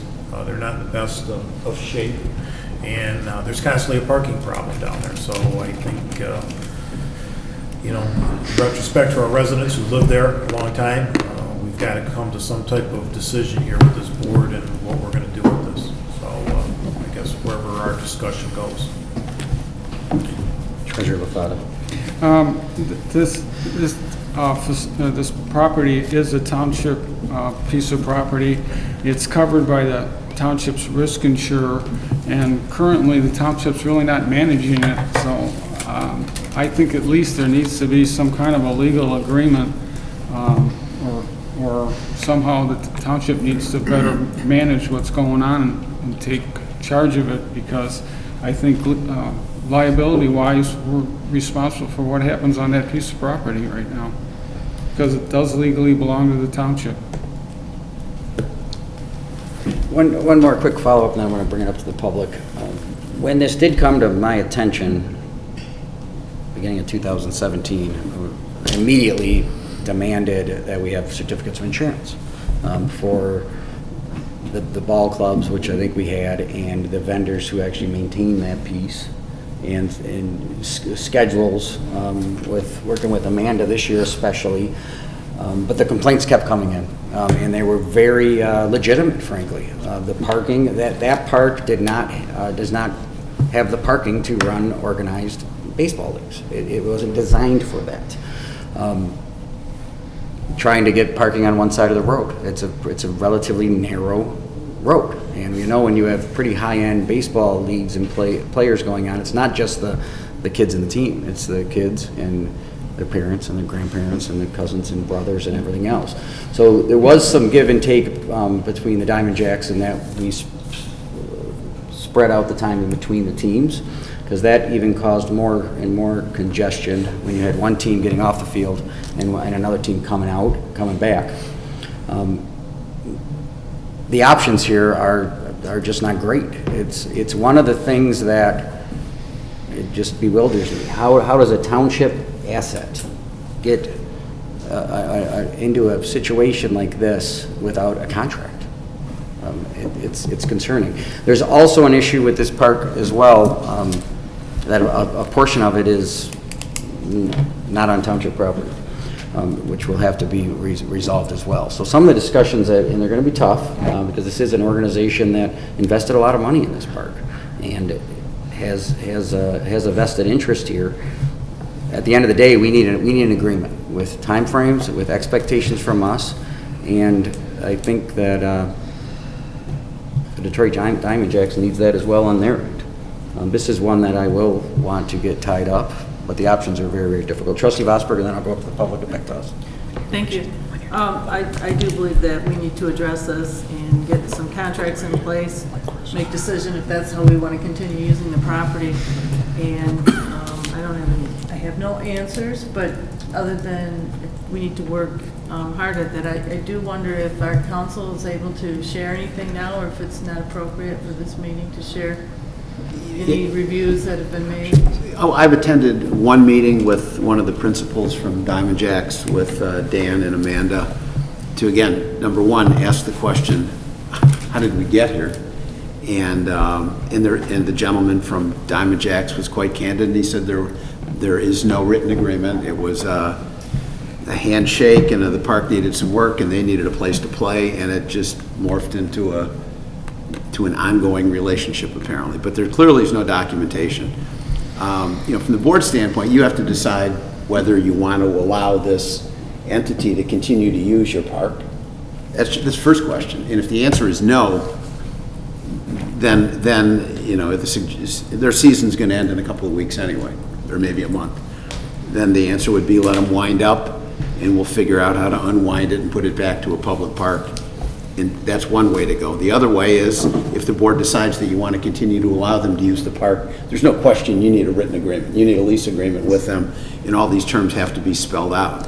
My concern, as your attorney, is that you have a private entity. Nonprofit doesn't make any difference. They're a private entity using a public piece of property, and I do a lot of governmental immunity litigation, and I'm pretty confident by doing this, you've lost your governmental immunity. Now, you can insure over it, but you better have an awfully large insurance policy, because the first time some kid gets drilled between the eyes, you know, and is injured for the rest of his or her life, you know, $5 million is nothing. And you've got to make sure that this entity puts up a significant insurance policy while we're trying to unwind this. You should also notify your own insurance carrier to let them know that you're allowing a public piece of property to be used by a private entity, and ask them the question that you need to know the answer to is, are we covered?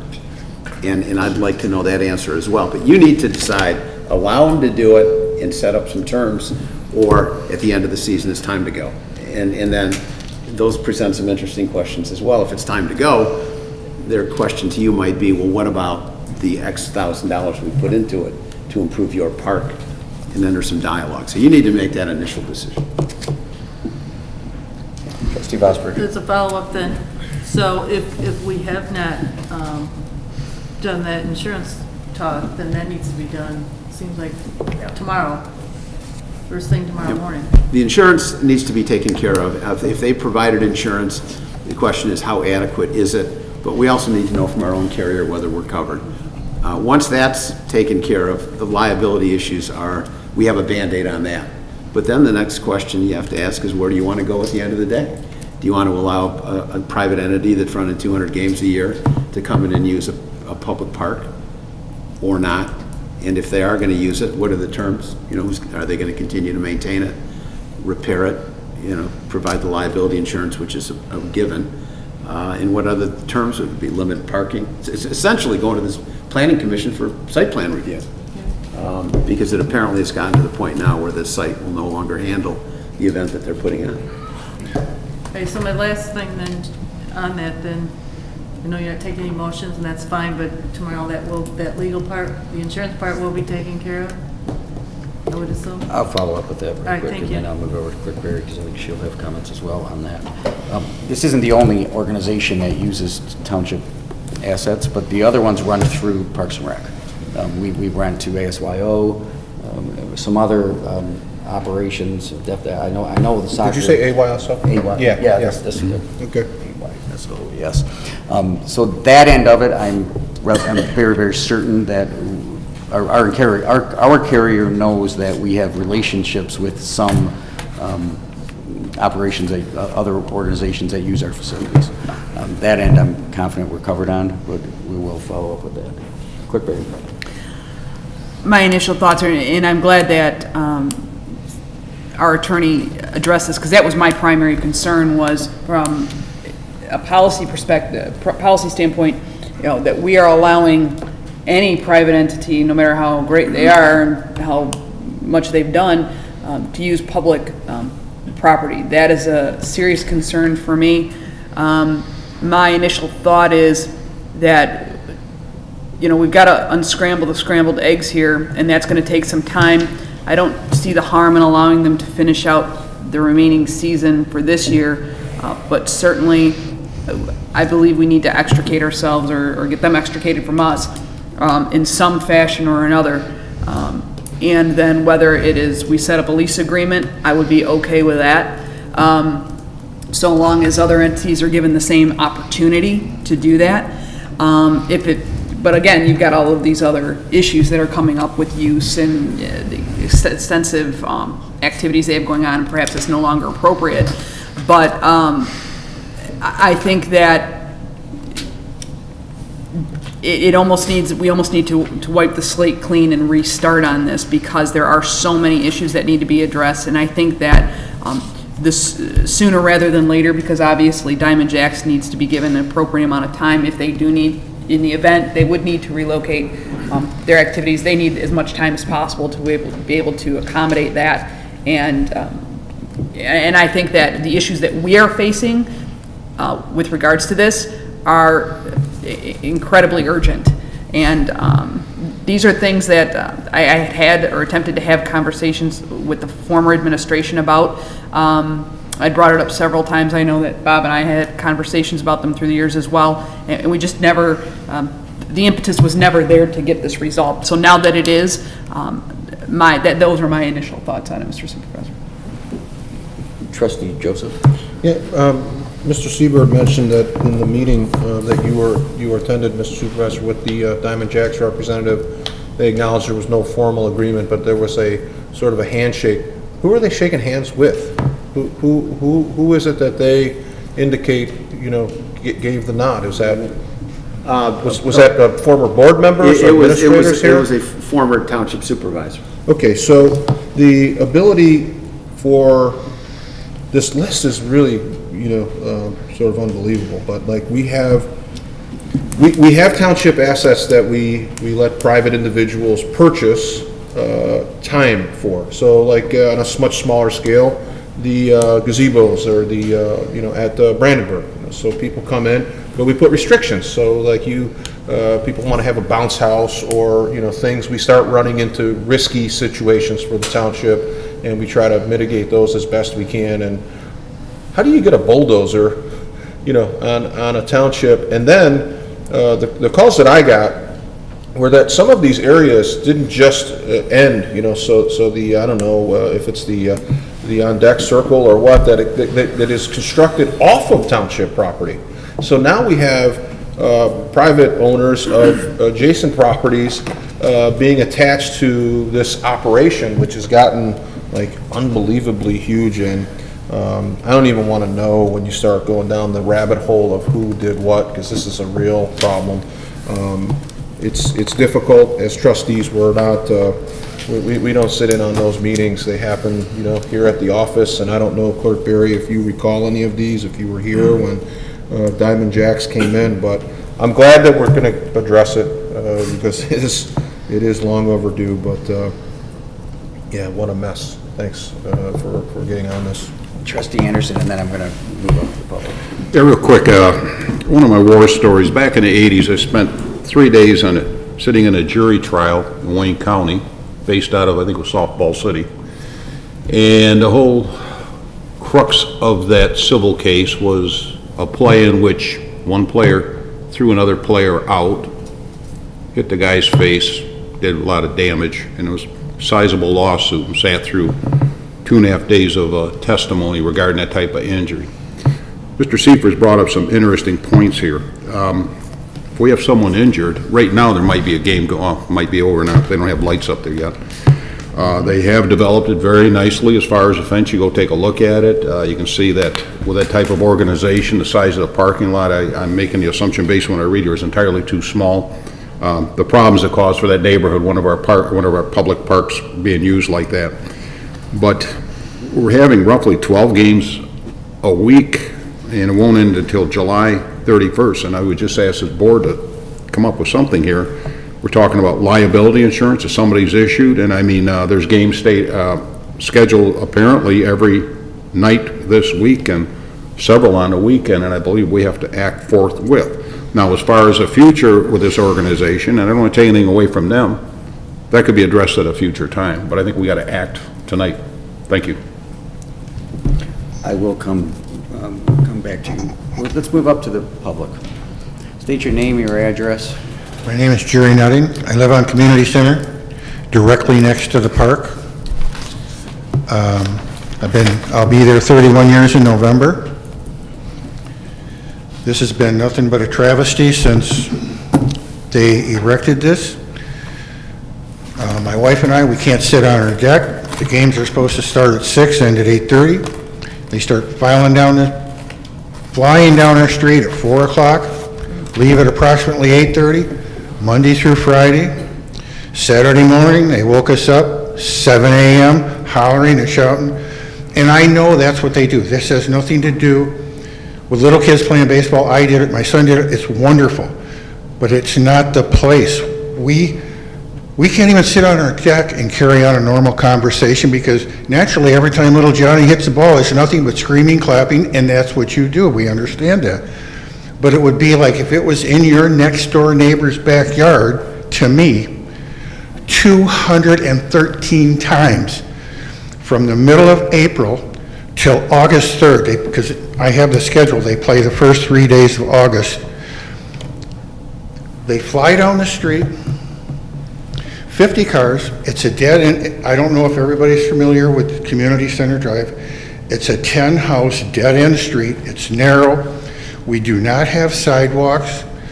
We do not have curbs. They park on my lawn.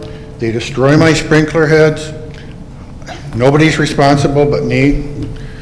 My wife goes out and tells them they can't park on her lawn. They flip her off. They cuss her out. They march in to grab their lawn chair out of their car. They walk into the park. 5 minutes later, here comes this woman's husband, chest puffed out. He's like, "You got a problem with my wife?" I'm like, "I don't even know who your wife is." He's like, "Well, you yelled at her for parking in your front yard." I'm like, "Yes, it's my lawn, and she destroyed a sprinkler head." He says, "Oh," and he walks away. We're good cops, bad cops. Every night of the week, like I say, from 4 until 8:30, 4 games on Saturday. Can you imagine? There's 50 cars per game. Now, if 200 cars go in there, it's a dead end, 200 cars got to come out. It has to end. And 3 games on Sunday. We can't even have a barbecue because it's constant screaming, hollering, honking horns. No one knows how to use their key fob. Everybody that parks, honk, honk, honk, honk. You get 50 cars in there for 1 game, that's 100 honks. I mean, that probably doesn't sound like a lot to you, but do it every night. 213 games from the middle of April till August 3rd. It is, and I can tell you, I was there. The past guy that was in charge here, he's no longer a free man, but I was there and talked to him. He would come down there and basically supervised it. He would be down there 2-3 times a day, and he would always honk and wave and stop and talk to me. So if there's any question about who let that deal go through, let there be no more questions. But we got to put a nail in this. This was such a wonderful place to live for the past 28 years, and now I can't even explain it. You just have to put yourself in our position. It's every night, 7 days a week. 7 days a week. Our summers are short enough. Why should we have to sacrifice half of April, May, June, and July? And that's what we're doing. Me and my neighbors, we sacrifice April to August 3rd. Thank you. Thank you very much. Thank you, thank you. Hi, my name's Mark Frankowiak. I live at 46308 Community Center. I'm Jerry's next door neighbor. Pretty much what Jerry said is true. I think the other liability thing you're going to have to consider about is when they do start parking on the street, if someone gets hurt down there, try getting an emergency vehicle down there. Okay, you're not going to do it. You're not going to get an ambulance down there. And when they were parking on the streets too, we've got an elderly guy across the street. We need EMS. They're not getting down there. It's not going to happen. So now you're going to have another problem on your hand. Okay? So what he said's true. It's perfectly true. I mean, my wife and myself walk, bike, and everything. These people coming out of that place, it's unbelievable. These guys are peeling it out of there. And this morning, they're practicing at 7 in the morning. I had the windows open. You hear the guys hitting the balls. They're practicing. They don't have a game. They're practicing. I don't even know how many Chesterfield Township kids get to use that park. I don't think anybody does use the Diamond. I don't know if they think they can't or what. But it's just, I played baseball 8 years, organized baseball, played in college, you know, loved the game. But this park just can't handle this. It just can't do it. You know, don't want to take away their fun, but this, you know, like you said, it got out of control. And no matter what your decision is, just don't let them keep playing down there. You can't do it. You know, I'm serious. And we've got, I counted now, we've got, I think on the street, you know, it's a short street, we have probably 10 kids now on the street that are probably 6 and under. And they're outside playing in the front yard. You know, we don't have sidewalks. The street's small. One of these days they're going to get clicked. It's just a matter of time, you know.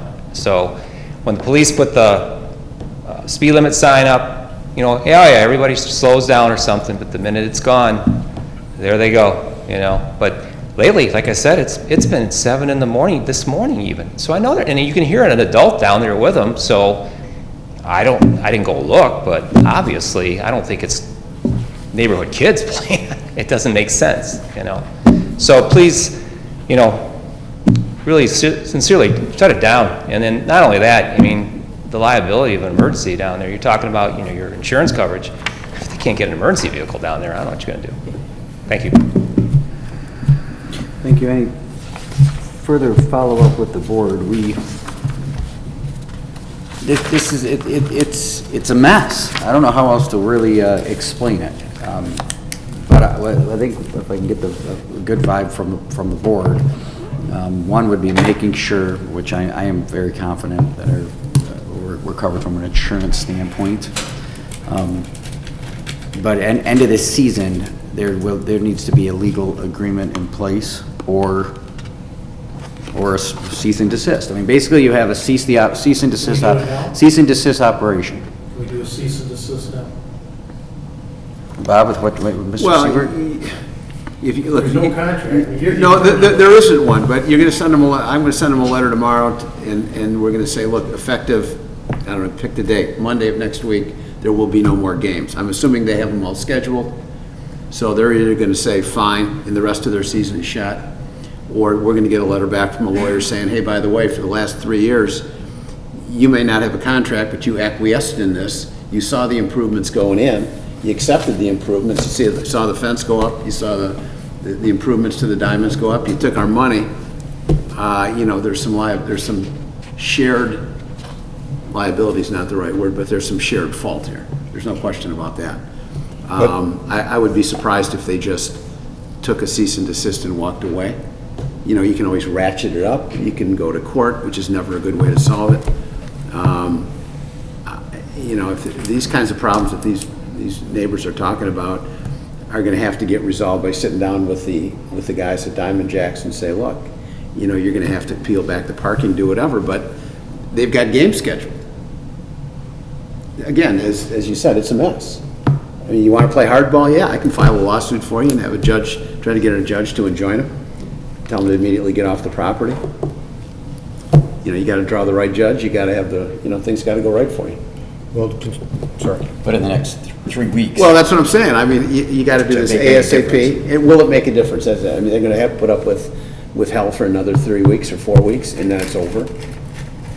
Or you let it play out, and then we clamp down on it. So that's one option. Option two is an agreement that lays out, and this is going to need really heavy legal. What legal standing are we on with the position that the township's in? I mean, they've been operating there. Somebody gave them permission. They invested in our property. Well, let me interrupt you. The permission that they were given under the scenario that even the gentleman from Diamond Jaxx said, I can tell you, I've litigated this question. A township supervisor does not have authority to do what was done in this case. There is no question about that. So whether they relied on it or not, it's not reasonable reliance, and this is your property, and whether there was good faith on both sides is beside the point. This is your property. If you want them off at the end of the season, I think our legal position is quite solid. Now, whether a judge is going to say you're going to have to reimburse them for some of those improvements or not, I don't know. You know, there's equities on both sides here. You accepted those improvements. You can't just say, we didn't know about it. It's a public park. You own it. You have constructive notice that the improvements went in and you took them. So, But the encroachment on someone else's property. Well, the encroachment on the other property is a different issue. That I'm not so concerned about that right now. Trustee Joseph. The improvements, you know, again, this is a legal argument, and I understand your point. I am troubled by what, you know, you have a mutually accepted past practice, so you have this sort of relationship. The argument that I think we should make is that this has benefited Diamond Jaxx. That's what I would argue. Exclusively. They couldn't have played but for the improvements. Sure. They made improvements to help themselves, not us. Yeah, and so our residents found no, but again, those are legal arguments that if you get very heavy-handed, you would have to make, because I think you leave the other side with no recourse. But I do like the idea, and I agree with Trustee Duchane, taking action with a cease and desist is my initial reaction to, but I think in the long run, it does a disservice to the residents. You may get temporary relief, but I think we run into a long-term problem. We need a more sustained solution, and one that involves negotiation, not just a very heavy-handed approach at this point, because some mistakes are made, and we don't want to make your situation worse for a longer period of time. But I do like the idea, Mr. Supervisor, of if we have a dialogue with a representative from Diamond Jaxx. Practice is not part of the game, but I mean, it's part of the game, but it's not part of our game. And residents, with the bat and ball at 7 a.m.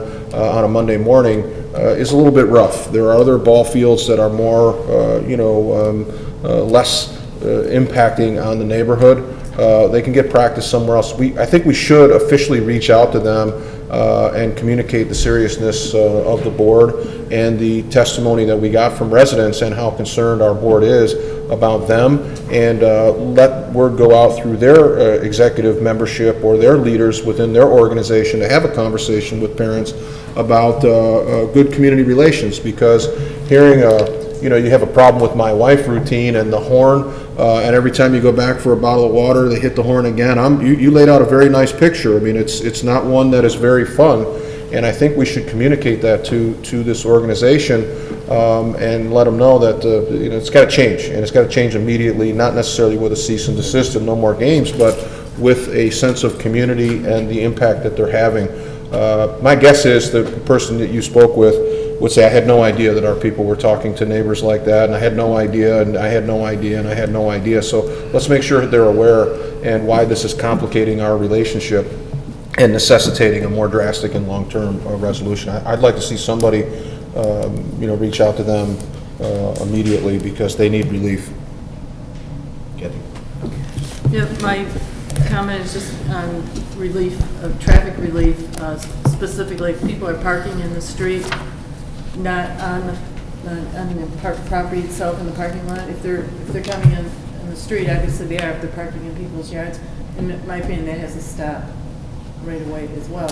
They can double up, as someone already said, double up on the parking lot, in the park, but get off that street. Those are public roads. They're public roads. There's No posting. Traffic control order for no parking. But I'm thinking it's also common sense. You have to be able to get emergency vehicles through there, and if they're parking in such a way that vehicles can't get through there, I don't know, Brad can just live there for a while and figure it out. Yeah. Oh, yeah. Right. That's the problem, yeah. Frank was still alive. With managing it is dead-end street. They will not choose what side of the road to put a no parking sign. You put a no parking sign on one side of the street, then the neighbors across the street are. So they've looked at it, they've studied it, they've offered some other suggestions, enforcement, but it being a 10-home street, we're limited in what we can do. I will tell you this, if a car is blocking, the car's going to get moved, one way or another. The push bumpers on the fire truck are very big. But we've put the speed trailer out there. We've enforced what we could enforce. Treasurer LaFada? So I got my question answered. I was more concerned about the emergency vehicle access. So evidently, if they're blocking access, the vehicle's going to get towed. That's correct. Clerk Berry. What do you guys want to do? Hold on, Well, my concern, obviously, all of these practical matters are incredibly important, and I think we have to get those addressed immediately. I agree. I think tomorrow we need to initiate some meetings and some conversations with our attorney, as well as with our Parks and Rec Director, Public Safety, and come to some terms for the next several weeks. For me, the bigger question here is a violation of personal property rights. These residents and taxpayers were there long before this happened. This is encroaching upon them and their quiet enjoyment of their property, and that is a bigger problem for me. So that is something that come to terms for the next several weeks, and then after that, that has got to be resolved, because for me, that is, that's a non-starter. As long as those residents, I don't care if there's 10 or 10,000, it doesn't matter to me the number. What's important to me is that each one of them is able to enjoy their property and not have their property rights violated. So that's my concern. You know, real quick, looking at the schedule, we all have it on our things. So tonight's the 9th, so you got the 10th, what it's showing, there's only like games at 6 o'clock, and then Saturdays and Sundays, 8, 10:30, 1, and 3:30. So what are they doing there at 7 o'clock in the morning, like both residents said, like Jerry said, and the other person? She does. I don't know. Can we do this to start? Council, can we do like no practice, games only at what's on this schedule? Well, it's our park. We can put a, you know, no play from the hours of, I don't know, 10 o'clock at night or 9 o'clock at night to, I don't know, 9 o'clock in the morning. Put up some signs, close the park. This morning when I drove out there, I drive there and It's just like the knowing there, so now, yeah. It doesn't work. Well, except they're trespassers at that point, and they can get arrested. It's our park. You can close your parks, like you close Brandenburg Park and somebody breaks in, they're gonna spend the night. Well, that does bring up another option. And this option has been thrown around. I don't know how serious it is, but removing, as I'm looking at all the township assets we own and trying to unravel all of them, do we want to own this park? It really is an option. Is this an asset in a park that we want to have as a township? Now, my personal feeling is yes, but in a different, not as a full-blown baseball operation. It was a community park, but that's part of this discussion as well, as one of the potential options. So perhaps, are you, Mr. Supervisor, maybe considering maybe limiting the activities to less invasive type of activities, or scale, you know, as some of the residents were suggested, maybe scaling back considerably some of that would what require an agreement with this organization or no agreement. There is a pretty nice baseball field on it, and that's a board decision. Is this a park that we as a township want to own? And if we do, we're going to be spending resources to update it, to maintain it, and it better well be open to the public. Not only the community kids to play baseball there, but all the other taxpayers in our township. So closing the park completely, I don't know if is an answer, because if that's going to be the case, then we might not want to own it. Well, doesn't it become tough to put a padlock on their fence? You know, so the negotiation is exactly that, and you've started it, and it's not as if you have a we're not budging stance. They are aware, they're bargaining from a weakened position, but I think making reasonable requests about the hours of play. They have a we're trying to assist them by honoring the schedule that they provided. We all heard from the residents saying, like, the games are taxing enough, but you know, we understand, and we do live next to a park. One guy's talking about, I played baseball, so I like the game, but it just becomes, you know. But we have a relationship with the Diamond Jaxx people to the extent that we can share these very serious concerns, scale it back, ask for some relief on these 7 a.m. practices, and then look for a longer-term solution through a negotiation process. We have skilled counsel.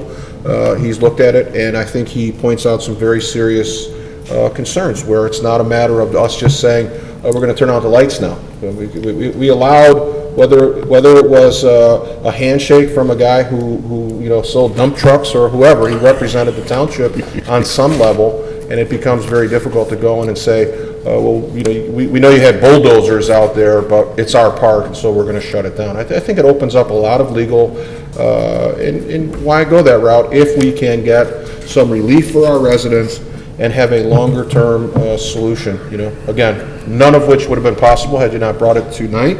So I'm glad that we're, you know, awake, and we have it on the radar for all of us, not just you know, a few boards. So we're all aware, we're all concerned, and I would like to see a diplomatic approach as best we can avoid court. I know Mr. Siebert makes his living in court, maybe, but he doesn't want to go there either.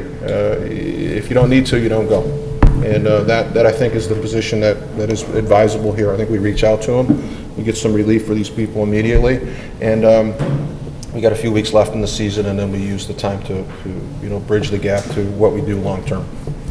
Personally, that's the approach I think I'd like to see us go. You can just open it up at this point. Probably muddles things, but looking at the expenditures they claim that have been put into that, improving that lot, their season's over in a couple of weeks. Is there something that the township can work out to, in gratis, let them use one of the diamonds, I don't know, over at Pollard Park to recoup their investment here? Would that, maybe for the next couple of years, year or two, I don't know. Township be losing the income of that, but take them out there and get that organization out in 26 Mile Road. All options, I think, are on the table. I'm not sure if we are going to have an exact direction, but I appreciate that everyone knows what the direction is. We're going to have to make the decision as the board. And all those options will be out there. The Director of Parks and Recreation, I anticipate we'll be sending an email detailing the discussion at this meeting. And I think it's very clear that at the end of this season, there will be a legal agreement or a total change in this relationship, 100%. At some level, this is going to change by next season. I think that is the consensus I got from this discussion. And then every option's on the table for how to proceed from there. And that's a good option. But there's another party there, and how many obstacles to get to that. And maybe it is just a cease and desist. You've done it this year. Find another place next year. If it's a cease and desist now, that would just be something that I'd like the board to input on. This happened when it was board, and here we are. I want very decisive action from this body, but in a very sticky situation that is not easily solved.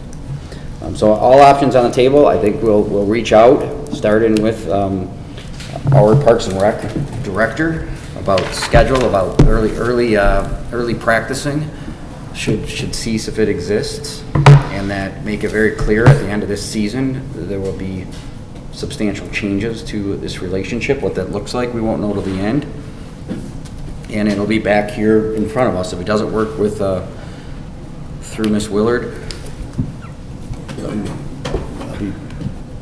I'm assuming I have the approval to utilize our legal counsel to whatever extent necessary.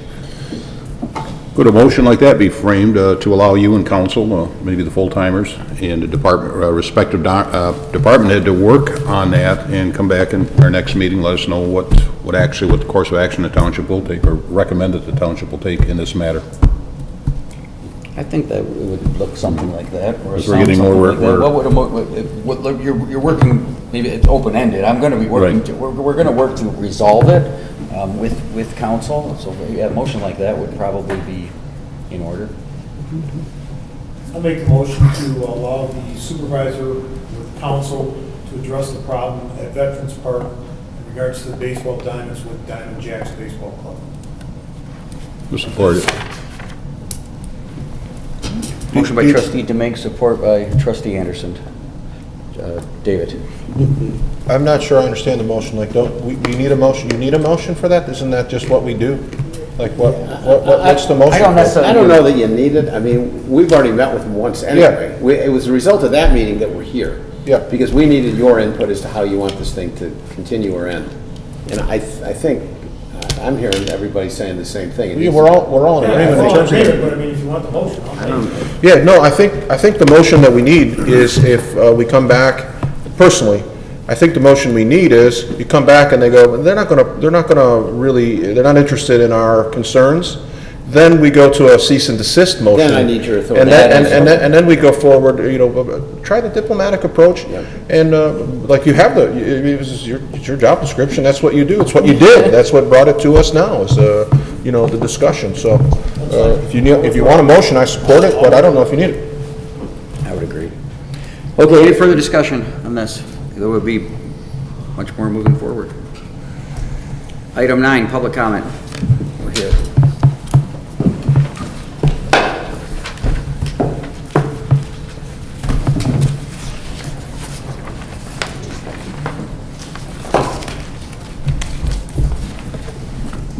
Honorable board members, you may be wondering why the only other guy with the badge didn't leave earlier.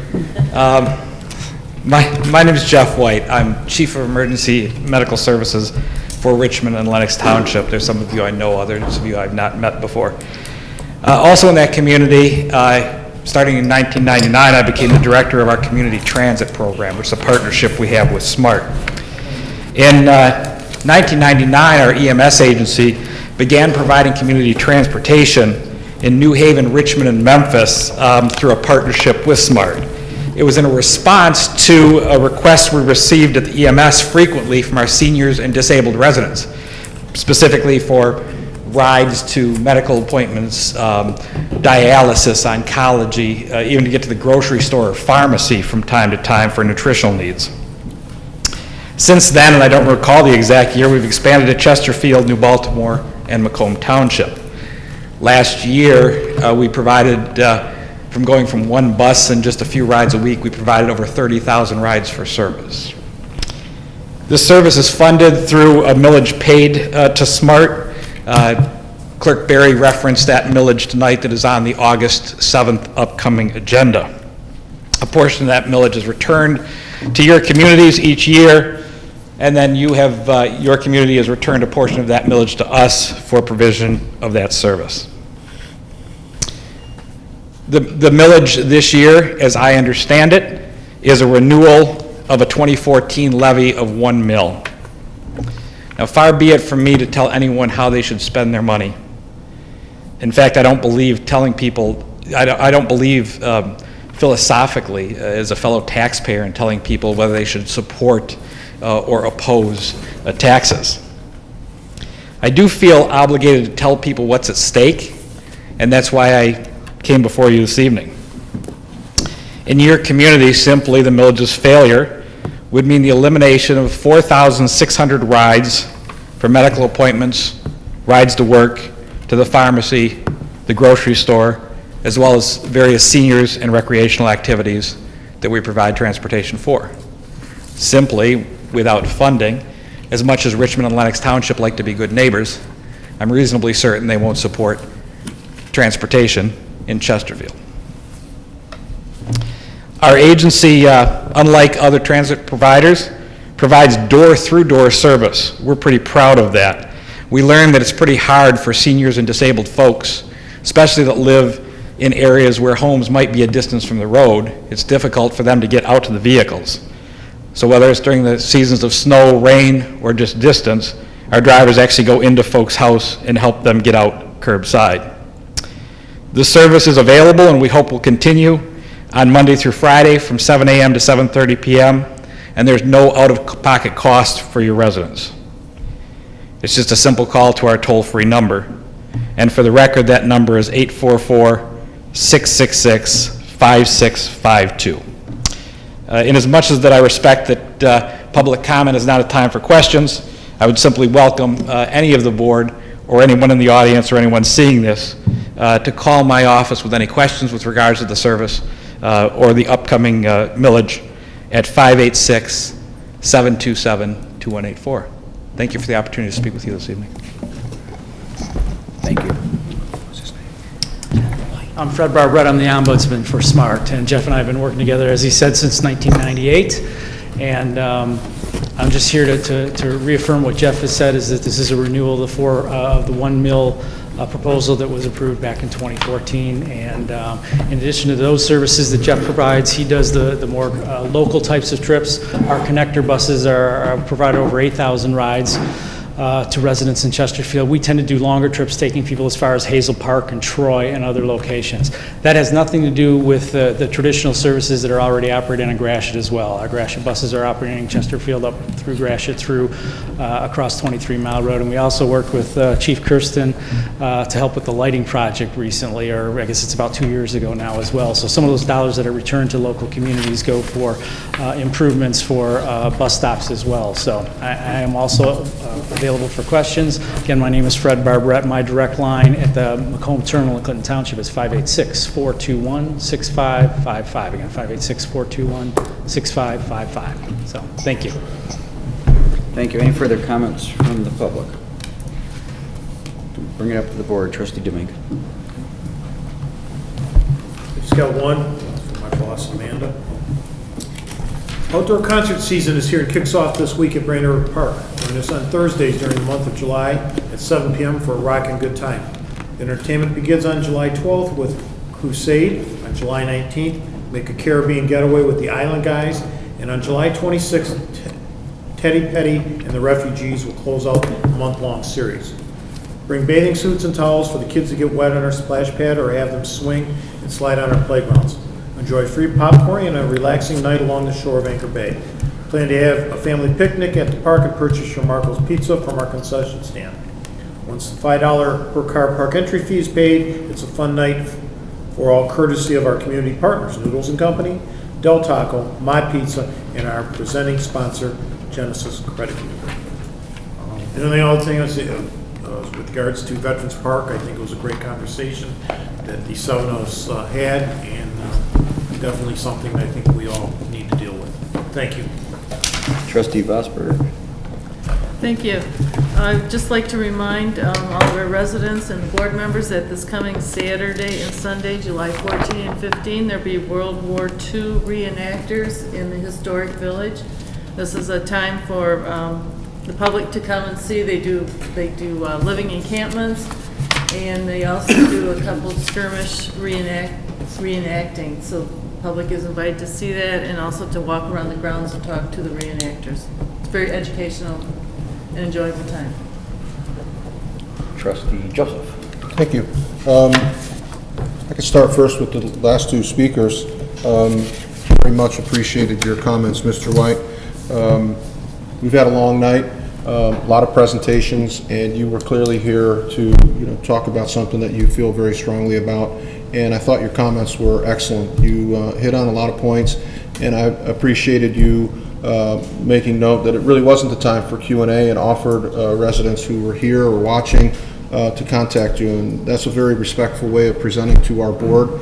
Also, Mr. Barbarette, I know that you had some concerns, obviously, about this millage renewal, and I appreciated your comments very much.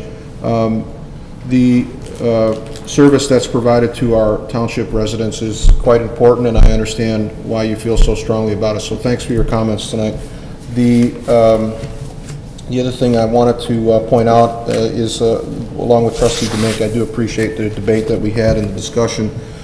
Several very worthwhile discussions tonight. In particular, Mr. Sonnenberg's presentation on Brandenburg 2020. What an incredible presentation, and I really do appreciate clearly the work and passion that he has for our community. I want to congratulate the approval of the new staff we have in the township. Mr. Duchane, welcome. Ms. Vannerson, welcome to our Parks and Rec.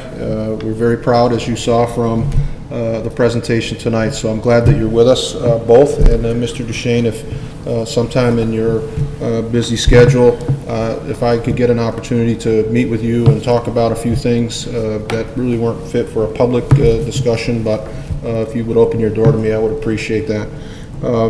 Last, I just want to make the township board members and any residents that are watching, as the meeting has progressed, been getting text updates from Mrs. Rheker. Her and Mr. Rheker were over at the PD, and she is just on cloud nine. Her family is very, very appreciative. They're over there taking pictures with Viper, and Chief, you really rolled out the welcome mat for them. mat, well, wagon, I don't know, but it was a warm reception for him over there. And he apparently is talking to Officer Kline about some of his investigative techniques, and he's going to break the rookie in. So I know it was a great night for them, and hopefully one that provides them with some smiles, because the road for Dylan is very, very tough. They do travel back to St. Jude tomorrow, and please keep that family in your prayers. This young guy has endured just a lifetime of hardship and difficulties, yet you spend an hour with him and you just can't help but smile. He's got such a great disposition, and his outlook on life is just so positive. It's just very humbling to be around this kid and this family. It's an incredible family, and really just a very unique kid. So thank you for the opportunity to bring a little bit of recognition to him. It means the absolute world to him and his family, and it's one of the great parts of being a public official is the opportunity to meet families like that and do things that enrich our community like this. It was a great night all the way around on many, many fronts, and thank you, Mr. Supervisor. Trustee Anderson? Thank you. Again, Officer Dylan Rheker, congratulations on the award on your volunteer work. Godspeed. And also, Officer Jason Kline, welcome to Chesterfield Township. Thank you. Treasurer Bufata? Again, I'd like to congratulate Dylan on his service to the township. Also, the Water Sewer Advisory Board will meet soon on looking at the rate increases for the sewer and water department. Clerk Berry. Thank you, Mr. Supervisor. Everyone who has requested an absentee ballot or who is on the permanent list who sent back their application, the first batch of absentee ballots was mailed on Monday the 2nd. So if you had been expecting one and have not received it yet, if you do not receive it by the middle of this week, by Wednesday, please call our office and we will find out where that ballot is at. They should have all been issued by now. If you've requested your ballot just in the last 24 to 48 hours, we do turn those around within a 24-hour period, so give those a couple of more days in order for us to get those out to you and for you to receive them in your ballot box. But if you had already requested one in the first initial mass mailing, again, those went out on the 2nd of July, and given the holidays, you should have them by Wednesday. Please call us if you don't. Thank you. The next scheduled board meeting is July 23rd, 2018 at 7 p.m. Motion to adjourn by Trustee Joseph, support by Trustee Demink. All those in favor? Aye. All those opposed? We are adjourned, 9:21 p.m.